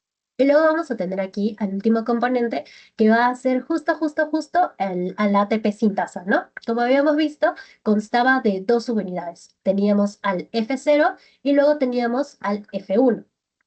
Como habíamos visto, el F0 justo va a ser este canal de protones, por el cual todos los protones que se encontraban dentro del espacio intermembrana van a empezar a pasar y por eso se le va a decir que este va a contar con un canal, el cual va a estar atravesando la membrana y los protones que van a ingresar en esta parte, lo que van a hacer es que van a hacer girar, esa era la parte que me estaba faltando, es que estos protones que vayan a estar ingresando desde el espacio intermembrana por el canal van a hacer girar a esa subunidad que va a ser la subunidad gamma, si no me equivoco. Entonces, va a ser la subunidad gamma la que esté girando y le vaya a proporcionar la energía a la parte F1, que va a ser ya la parte catalítica, en donde, como habíamos visto, sintetizábamos el ATP. ¿Por qué? Porque uníamos al ADP, que es el adenosín difosfato, y la incorporábamos con un fosfato libre.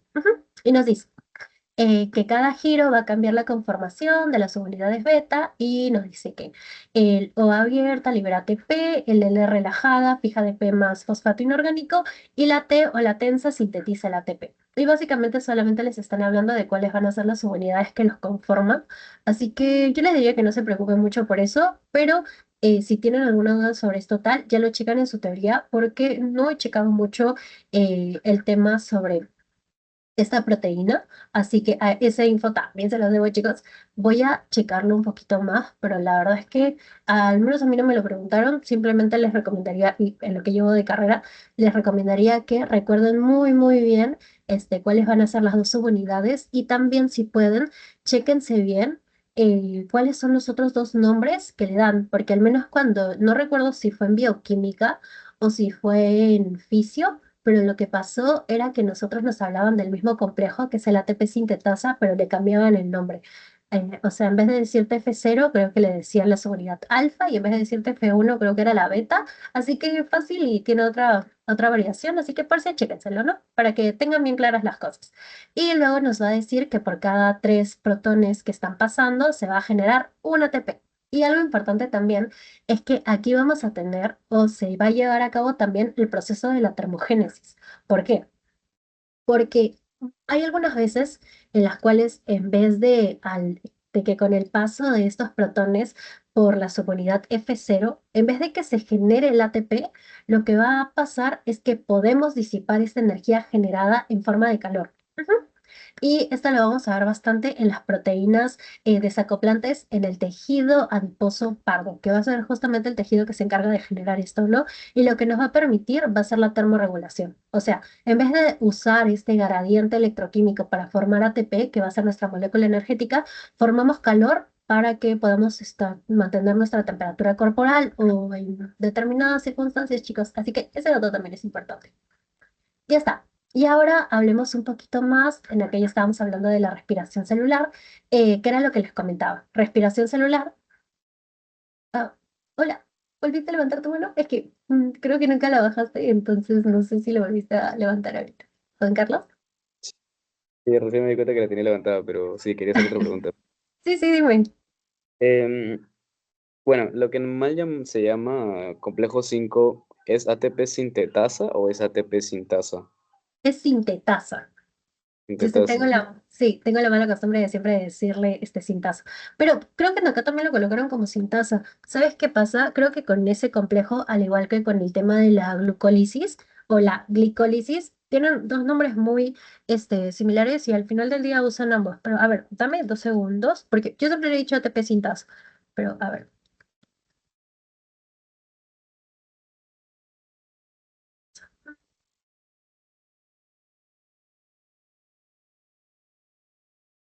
Ya, sí, está bien. Es el ATP sintasa. Porque dice que el sintetasa ya es otra categoría de enzimas. Ajá, que lo que hace es sintetizar un nuevo enlace y quédate con ATP sintasa. Y pues, ya está. Listo. Bueno, y ahora sí, como seguía, cuando hablamos acerca de respiración celular, no se olviden de que es la agrupación entre el ciclo de Krebs y la fosforilación oxidativa. Y justamente a esto se le va a llamar respiración, ¿no? Y este va a ser un término que se va a utilizar para los procesos que combinan la absorción del oxígeno y la producción del dióxido de carbono. Bueno, eso básicamente es lo que les estaba comentando, que es que el oxígeno es el aceptor final de los electrones y así nosotros vamos a formar pues agua, ¿no? Ya está. Y por eso ambos procesos requieren de oxígeno o si no, no se va a poder llevar a cabo. ¿Y qué pasa? Y era justo lo que les comentaba, cuando nosotros no contamos con el oxígeno para poder llevar a cabo estas dos rutas metabólicas, que van a ser el ciclo de Krebs o si no, o bueno, o también la cadena transportadora de electrones. Nosotros vamos a encontrarnos, por ejemplo, en un estado de anaerobiosis, o un estado anaerobio, como les comentaba, cuando estamos haciendo mucha energía, por ejemplo, y no es que nuestras células agarren, se rindan y digan, ¿sabes qué? Ya fue ya. Bueno, hice lo que podía, ya no voy a producir energía y en algún momento todo va a dejar de funcionar y pacatán este chico. No, sino que lo que va a pasar es que nuestro cuerpo es tan inteligente que va a empezar y va a activar otras rutas metabólicas. Y de hecho, si no me estoy equivocando, justo esta ruta nosotros le vamos a llamar el ciclo de Cori. En lo que va a pasar, básicamente eso. Y recuerdan el ejemplo que les daba, ¿no? De este chico que comenzaba a hacer mucho, pero que mucho ejercicio, tal, y luego llegaba un punto en el que como que comenzaba a respirar mucho más, ¿y qué va a pasar? Pues la reserva energética que tenía dentro de los músculos se agota, y lo que va a pasar ahora es que el músculo va a ingresar a otra vía distinta, en donde va a agarrar todo el glucógeno que tiene, que va a ser justo la reserva energética de la glucosa, eh, pues sí, es la reserva energética de la glucosa y vuelve nuevamente a formar glucosa, ¿no? Pero como no hay cómo procesar la glucosa que se ha obtenido, pasamos, si no me equivoco, se pasa nuevamente de glucosa hacia piruvato y el piruvato ya no va a poder entrar al ciclo de Krebs. Entonces este piruvato entra a otra vía y va a formar lactato. Y de hecho, esta vía se le dice nada más fermentación láctica. No es que tenga 80.000 pasos, nada más pasamos de este piruvato hacia lactato y este lactato no va a poder ser procesado dentro del músculo, sino que lo que va a pasar es que este lactato se va a llegar a la sangre y de la sangre se dirige nuevamente hacia el hígado. Y el lactato, por la gluconeogénesis, lo que va a pasar es que va a formar glucosa. Y esta glucosa ya va a ser transportada nuevamente hacia el músculo para poder obtener más y más energía, ¿no? Este es un proceso que, en resumidas cuentas, el ciclo de Cori lo que hace es que te habla acerca de cómo se está obteniendo energía a partir de en un ambiente sin oxígeno. Por eso nosotros, la glucosa se procesa, llega a piruvato, de piruvato pasamos al lactato y queda nada más en glucosa porque no sé si recuerdan, pero cuando hablábamos acerca de la primera vía, que era la glucólisis, o la glicólisis, decíamos que teníamos dos ATPs de producto. Pues bueno, justamente cuando nos encontramos en un ambiente anaerobio, vamos a aprovechar estos dos ATPs, porque es la única forma en la cual nosotros vamos a poder captar energía rápidamente, ¿no? Entonces, por eso, la glucosa pasa por la vía, llega hasta piruvato y en acá ya va obteniendo dos ATPs. Entonces, este piruvato pasa hacia el lactato, ingresa a la sangre, llega al hígado y gracias a la gluconeogénesis que va a ser la generación de glucosa a través de intermediarios no glucolíticos, forma nuevamente glucosa. Esta glucosa ingresa hacia la sangre lo lleva hacia el músculo y el músculo hace que esta glucosa nuevamente vaya a pasar por la vía glucolítica, porque era la que le está dando esta energía, estos dos ATPs. Entonces pasa hacia piruvato, de piruvato pasamos al lactato y luego nuevamente pasa todo esto, ¿no? Hasta que nos quedamos sin reserva. Una vez que uno ya se quede sin glucosa o el hígado deja de funcionar, por ejemplo, o puede pasar, por ejemplo, en un ambiente de muerte, ya estos procesos paran. Pero ya, y algo muy importante y un dato que me gustaría dejarles también es que justamente la formación del lactato es la causa del que cuando ustedes estén haciendo mucho ejercicio les comienza a doler el cuerpo. No sé si ustedes alguna vez han ido al gimnasio y han hecho 100 sentadillas y han llegado a casa con un dolor de músculo que al día siguiente no se podían ni levantar. Bueno, justo eso se da por la acumulación de lactato que vamos a tener en el músculo. El lactato va a ser el que produzca el dolor. Sí, sí, lo van a checar un poco mejor en bioquímica, pero sí, no se olviden que el lactato o el ácido láctico va a ser el que va a generar pues este dolor, estos malos síntomas. Y bueno, también me van a preguntar acerca del ciclo de Cori, así que nada más quería como que traérselos un poquito para que entiendan de que no nada más tenemos una sola manera de poder obtener energía y que pues esta puede ser otra manera, ¿no? Ya está. Listo. Ahora vamos a tener otro punto y es el cómo se va a almacenar la energía que nosotros tenemos, ¿no? O que nosotros estamos captando luego de los alimentos, luego de la ingestión de los alimentos. Y algo importante que quiero que sepan en esta parte es que aunque su teoría les esté dando la siguiente imagen y les diga, ¿no? Ay, a mí.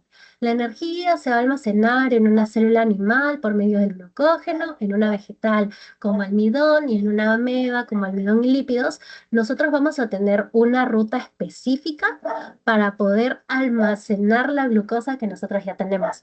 Y esta ruta se va a llamar glucogénesis. Lo que vamos a hacer en resumidas cuentas es el poder juntar a las moléculas de glucosa que hemos ido obteniendo por el proceso de la digestión y vamos a formar esta molécula de sangre.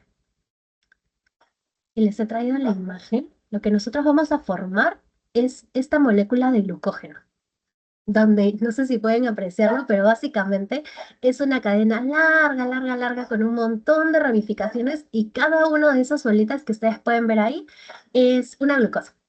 Entonces, cuando nosotros estemos en un momento en el que ya se requiera de la energía, nuestro cuerpo comienza a romper estos enlaces que tenemos dentro del glucógeno y comienza a liberar la glucosa para que pueda ingresar a las rutas metabólicas que hemos ido viendo y que se genere más energía en base a las necesidades que tengamos en el cuerpo, ¿no? En ese momento.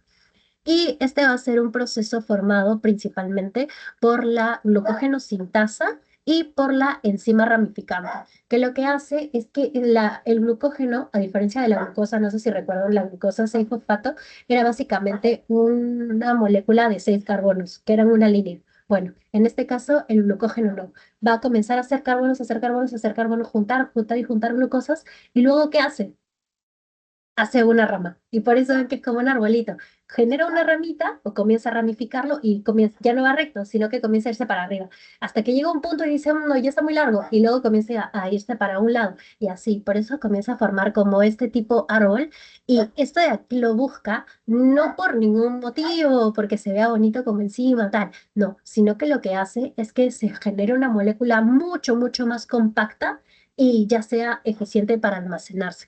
Algo importante también que quiero que recuerden es que nosotros no podemos tener reservas de glucógeno enormes, ¿no? No es que todos los días vayamos a formar 5 kilos de moléculas de glucógeno. No, así no funciona. No recuerdo muy bien en qué punto le dan ya un estate quieto, pero lo que va a pasar es que si ya se sobrepasan los límites de glucógeno que se pueden formar, esta glucosa que nosotros estamos obteniendo ingresa a otra vía metabólica y lo que hacen es que esta energía se comienza a almacenar en forma de grasa. Muy probablemente han escuchado eso como, y creo que se les he comentado también en una de las sesiones en la que veíamos o hablábamos acerca de los tipos de células y cómo está formado parte de diferentes tejidos, y les comentaba que el tejido adiposo lo que hace es que básicamente es un almacén de energía, porque en acá nosotros vamos a almacenar a los ácidos grasos que vamos a tener libres, que pues al final del día, como les comentaba, también podemos obtener energía de los ácidos grasos y también se puede almacenar la energía obtenida por estas vías, ¿no? Por, como por ejemplo de la glucosa y que cuando ya se acaban las reservas que nosotros tenemos de del glucógeno, pues van a comenzar a absorberse. Y no sé si ustedes han escuchado, de hecho, que muchas personas hablan acerca de una dieta de las grasas, donde nada más hablan acerca de que van a ingerir, solamente come tales tipos de alimentos grasos y tal, porque cuando tú no le das al cuerpo los carbohidratos para que forme el glucógeno, comienza a degradarse las grasas. Es lo segundo que se degrada. Lo primero que se va a agotar cuando ustedes no tengan energía en el cuerpo va a ser el glucógeno.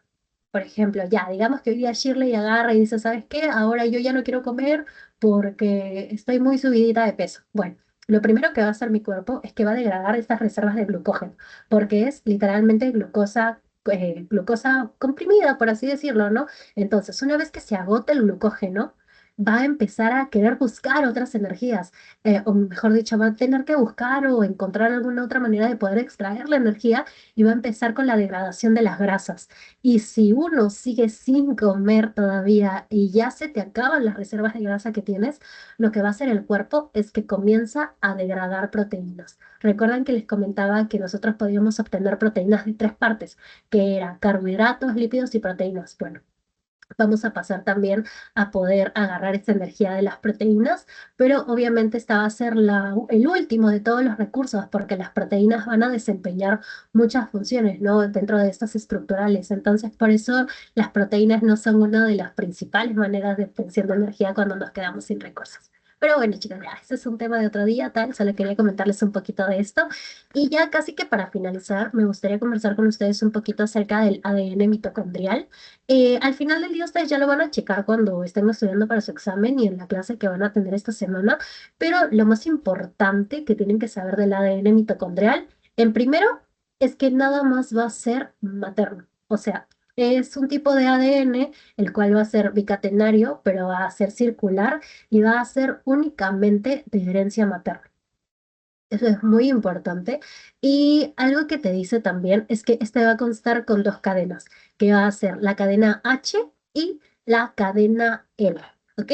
Ya les dejo todo el resto de datos para que ustedes lo chequen porque yo creo que ya vamos a llegar casi a las 2 horas de clase y no quiero hacer esto tan largo porque tengo, y ustedes seguramente también tienen un montón de cositas que hacer. Así que, bueno, checando un poquito más, así es como se va a ver el ADN mitocondrial. Ya vimos que tenemos dos cadenas, que va a ser la cadena H y la cadena L, y justamente les comentaba que este ADN va a ser de herencia materna, va a tener una alta velocidad de mutación y algo muy, pero que muy importante es que este ADN no va a presentar intrones, ¿ok? Es una de las características que va a tener y también este va a presentar un alto número de copias y además va a ser localizada en una organela citoplasmática. Dime, Juan. ¿A qué se refieren con intrones? A ver, no recuerdo muy bien, pero es que los intrones básicamente van a ser estas secuencias las cuales nosotros vamos a encontrar en el ADN que nos van a permitir la codificación. Lo vamos a checar dentro de la parte del final, así que por eso no te preocupes, porque tenemos clases específicas para hablar de replicación, transcripción y traducción, pero simplemente quiero que recuerdes que los intrones van a ser estas porciones del ADN que van a tener que incorporarse dentro de la cadena para que comience la síntesis del nucleótido, ¿no? O sea, del material genético y no va a contar con intrones. Vamos a tener dos, de hecho, uno van a ser los intrones y luego vamos a tener también a los extrones, si no me equivoco, a los exones, pero bueno, ya eso lo vamos a checar más adelante, chicos. Ahorita no quiero marearlos, pero es importante que recuerden eso porque normalmente les lanzan una preguntita con esas, ¿no? Y les van a poner, el ADN mitocondrial es un tipo de ADN con... ¿Qué es, no? De ADN, es un ADN bicatenario, circular y con intrones. Pues ya saben que no, porque no va a contar con neutrones. No he visto muy bien o no especifican si no tiene exones, así que dudo mucho que no los tenga, pero por si acaso es importante que recuerden que este no va a presentar intrones.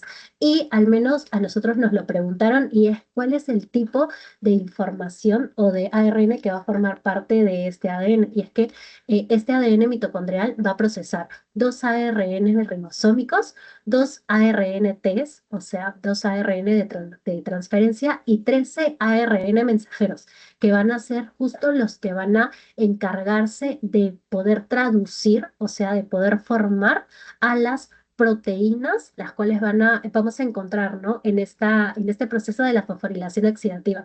En otras palabras, van a constar con dos ARN ribosómicos, dos ARN, 22 ARN de transferencia y 13 ARN mensajeros que vayan a encargarse de la formación de los complejos que habíamos estado viendo en la cadena pasada.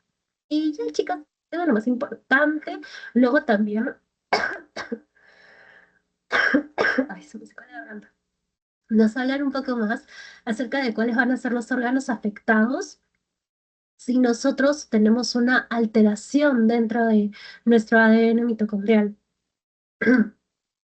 Y como vemos, va a ser un problema bastante sistémico, ¿no? Vamos a ver cómo se puede dañar el cerebro, los nervios, los músculos, los riñones. Y lo más importante, chicos, y que quiero que recuerden, es que es el cerebro. Cuando nosotros nos encontramos en un ambiente en el cual no tenemos oxígeno, por ejemplo, y no podemos llevar a cabo las necesidades energéticas que nuestro cuerpo quiere, el principal órgano afectado siempre, pero siempre va a ser el cerebro. ¿Ok? Así que de eso no se vayan a olvidar. Y te dice que te va a generar un retraso en el desarrollo, un retardo mental, demencia, convulsiones, desórdenes neuropsiquiátricos, parálisis cerebral atípica, migrañas e infartos. Y luego también, esto es muy importante que se lo chequen, es que de igual manera, miren, aquí tenemos otra imagen la cual nos está detallando un poquito más acerca de este ADN mitocondrial. Nos hablan acerca de cuáles van a ser las mutaciones puntuales. Dentro de ellas vamos a tener una neuropatía óptica y no sé si pueden justo checar aquí, pero vamos a ver bastantes neuropatías porque como les comentaba, el cerebro va a ser uno de los órganos más afectados. Vamos a tener otro síndrome de neuropatía, ataxia y retinoplastía pigmentaria. eh, y sí, chicos, yo la verdad es que les recomendaría que ya se chequen esto con un poquito más de cuidado. No recuerdo bien y he checado en el examen y casi que no han preguntado mucho sobre mutaciones en el 2025-1, pero voy a volverlo a checar y por si acaso encuentro algo, les paso el dato y les digo que se lo revisen bien, ¿ya? Y si van a revisarse, más que nada revisen el nombre de la enfermedad y el por qué se va a dar, porque dudo mucho que les vayan a preguntar qué gen está mutado específicamente y se van a demorar 80 vidas estudiándose eso, así que por eso no se preocupen. Ah, y esta alteración dentro del ADN mitocondrial les dice que puede darse por una sustitución, una inserción o una deleción dentro de las bases que se están codificando.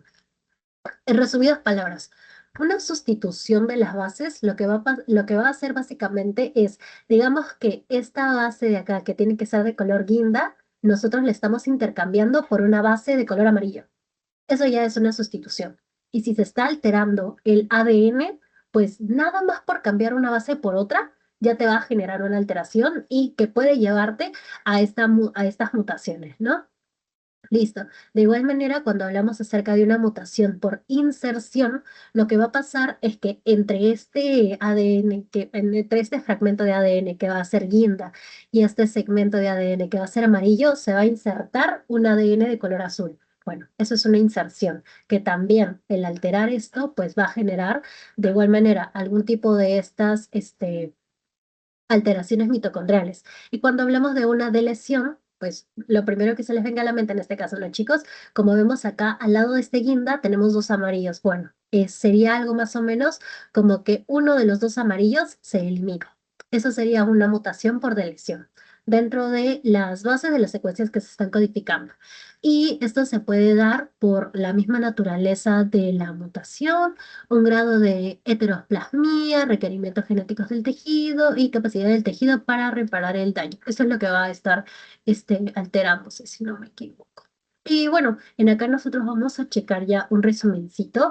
No les he hablado mucho acerca de las organelas bioenergéticas con respecto a las células animales. Les voy a dar la data así un poquito por encima para que ya se lo revisen con calma, chicos, porque la verdad es que ya era demasiada información para procesar. Pero básicamente, como habíamos visto, en las plantas nosotros vamos a obtener la energía en vez de las mitocondrias por los cloroplastos.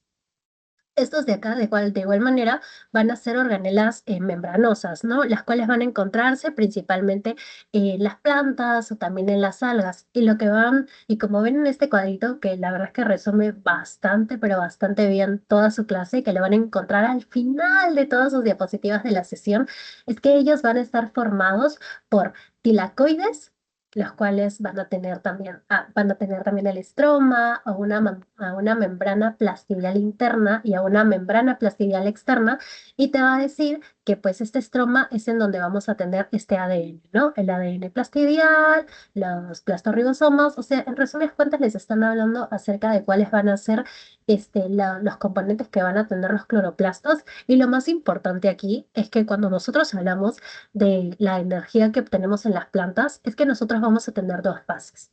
La primera fase va a ser la fase luminosa, en la cual, pues, como sabemos, luminosa viene de luz, se está obteniendo la energía en base a la luz que se está obteniendo. Este proceso se va a llevar a cabo gracias a la clorofila, si no me equivoco. Y lo que vamos a obtener de aquí va a ser ATP, NADPH y oxígeno.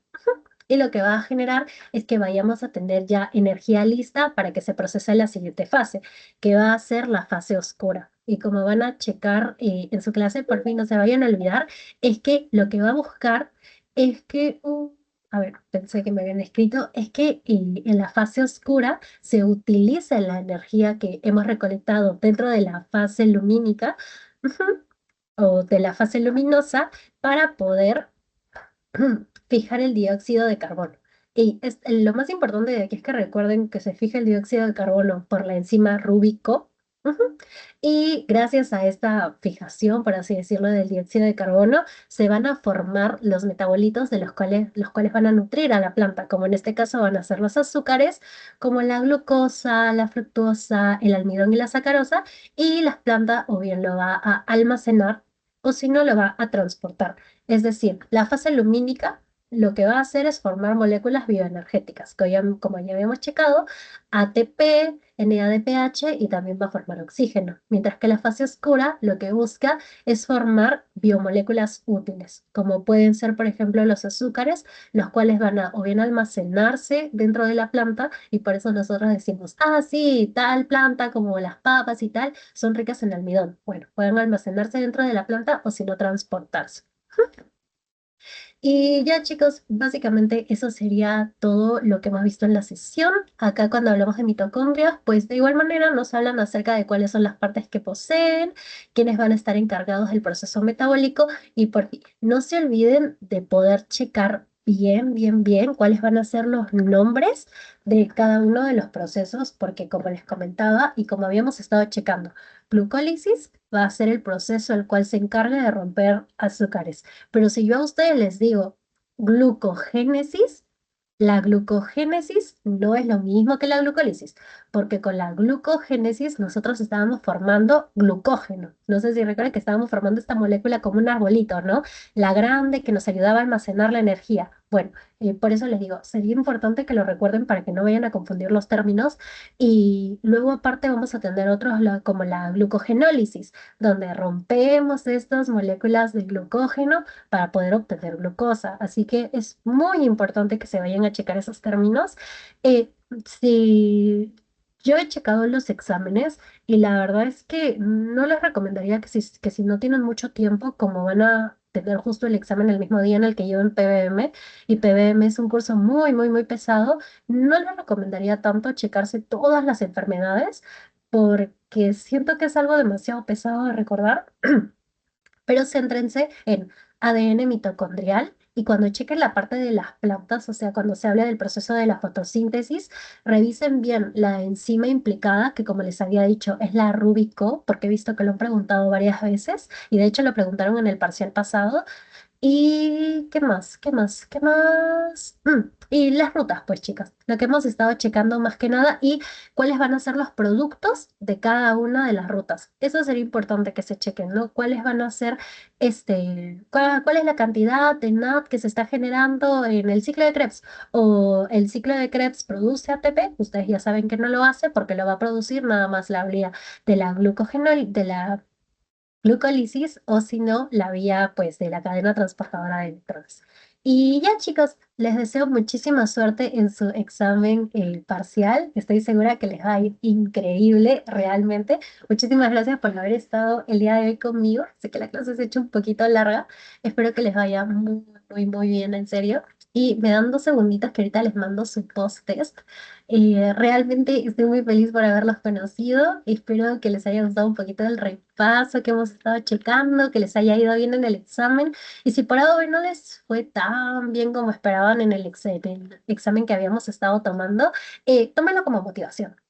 Yo también di un examen así, prueba de fármaco, y ¡ay! Me desmotivó un poquito y dije, wow, me falta checar mucha, mucha data. Pero realmente el hacer ese tipo de ejercicios nos ayuda a darnos cuenta, ¿no? Cuáles son los puntos los cuales tenemos que reforzar un poquito más. Así que no se desanimen, estudien bastante y les recomendaría que si no lo están haciendo, sí, te escucho, Juan Carlos. Sí, Shir, pasa que no pude asistir al repaso del viernes, pero asistí al de el sábado, pero no sé cómo podría buscar digamos, el repaso como tal. Y el banco, supongo, el examen que estaban diciendo, ¿en dónde podría encontrarlo?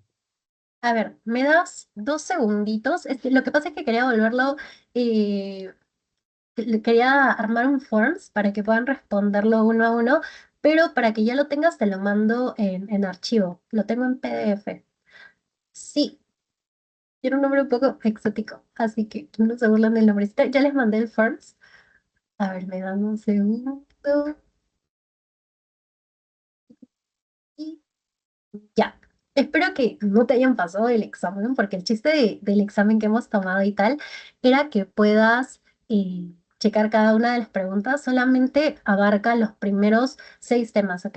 El tema de moléculas energéticas que hemos estado viendo ahorita no lo vimos en el examen, solamente va desde teorías del origen de la vida hasta el último tema, que si no me equivoco fue lisosomas. Sí, te recomendaría que te lo hagas, igual como lo hicimos en el repaso, ponte un cronómetro de 30 minutos nada más o de 40 minutos a lo mucho, porque sobró mucho, mucho tiempo para varias personas y porque nosotros hicimos el examen en 50 minutos y ya, pues te evalúas con eso. No grabamos bien la clase, si no me equivoco, pero de igual manera voy a mandar el PPT ahorita, se me fue realmente, tenía una semana un poco pesadita. Así que te voy a mandar el PPT con las cositas del repaso y ya, chicas. No se olviden de llenar su post-test. De igual manera, les deseo muchísima suerte y como les estaba diciendo, porfa, no dejen las cosas hasta el final, porque PBM es un curso muy denso, chicos.